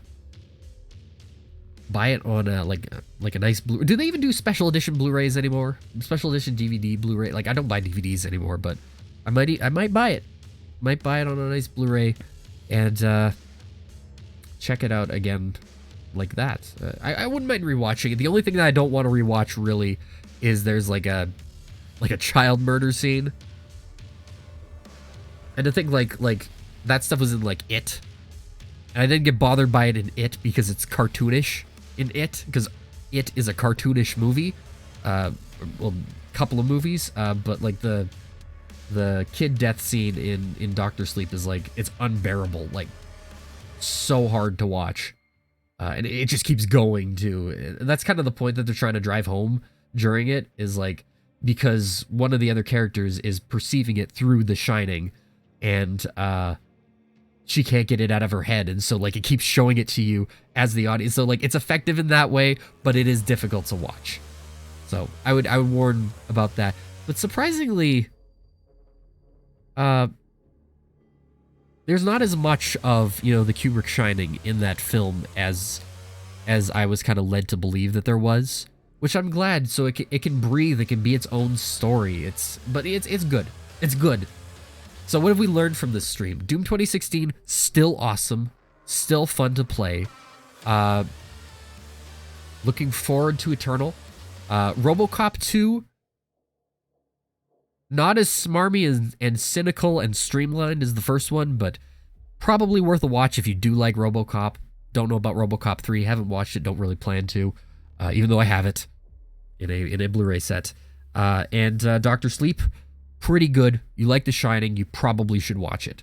Even if you didn't really like The Shining, but you can have an appreciation for the cultural impact of The Shining, you should probably watch it. If you're just like looking forward to a good story, you don't even have to have seen The Shining, I think. Really, because I think most of that stuff generally gets explained, and you would definitely recognize the images from The Shining, so you would understand their significance to the story whenever they do show up. So it's handled very well like that. But that is what we have learned today. What I have learned is that I do need to go to bed because I need to get blood drawn tomorrow, and then I gotta go to work afterward and hopefully not feel queasy. But so, yeah. Anything else would be like I'm doing mini Doom on my channel right now. Let's Play series. Very weird. Not usually doing Let's Play series. Usually just streaming and talking into a microphone while playing Doom. Also doing a Let's Play series on Kirby Air Ride. That's been fun. I have a lot of that stuff backlogged. And if you want to watch any of these streams, feel free to check out my YouTube channel. I keep them all archived there. Well, most of them, except the ones that kind of end up dying due to technical issues. Those are lost forever. And all my social media links will be down below both the Twitch and the YouTube video. But for right now, that's about all I wanted to say. So see you later, and have a nice day.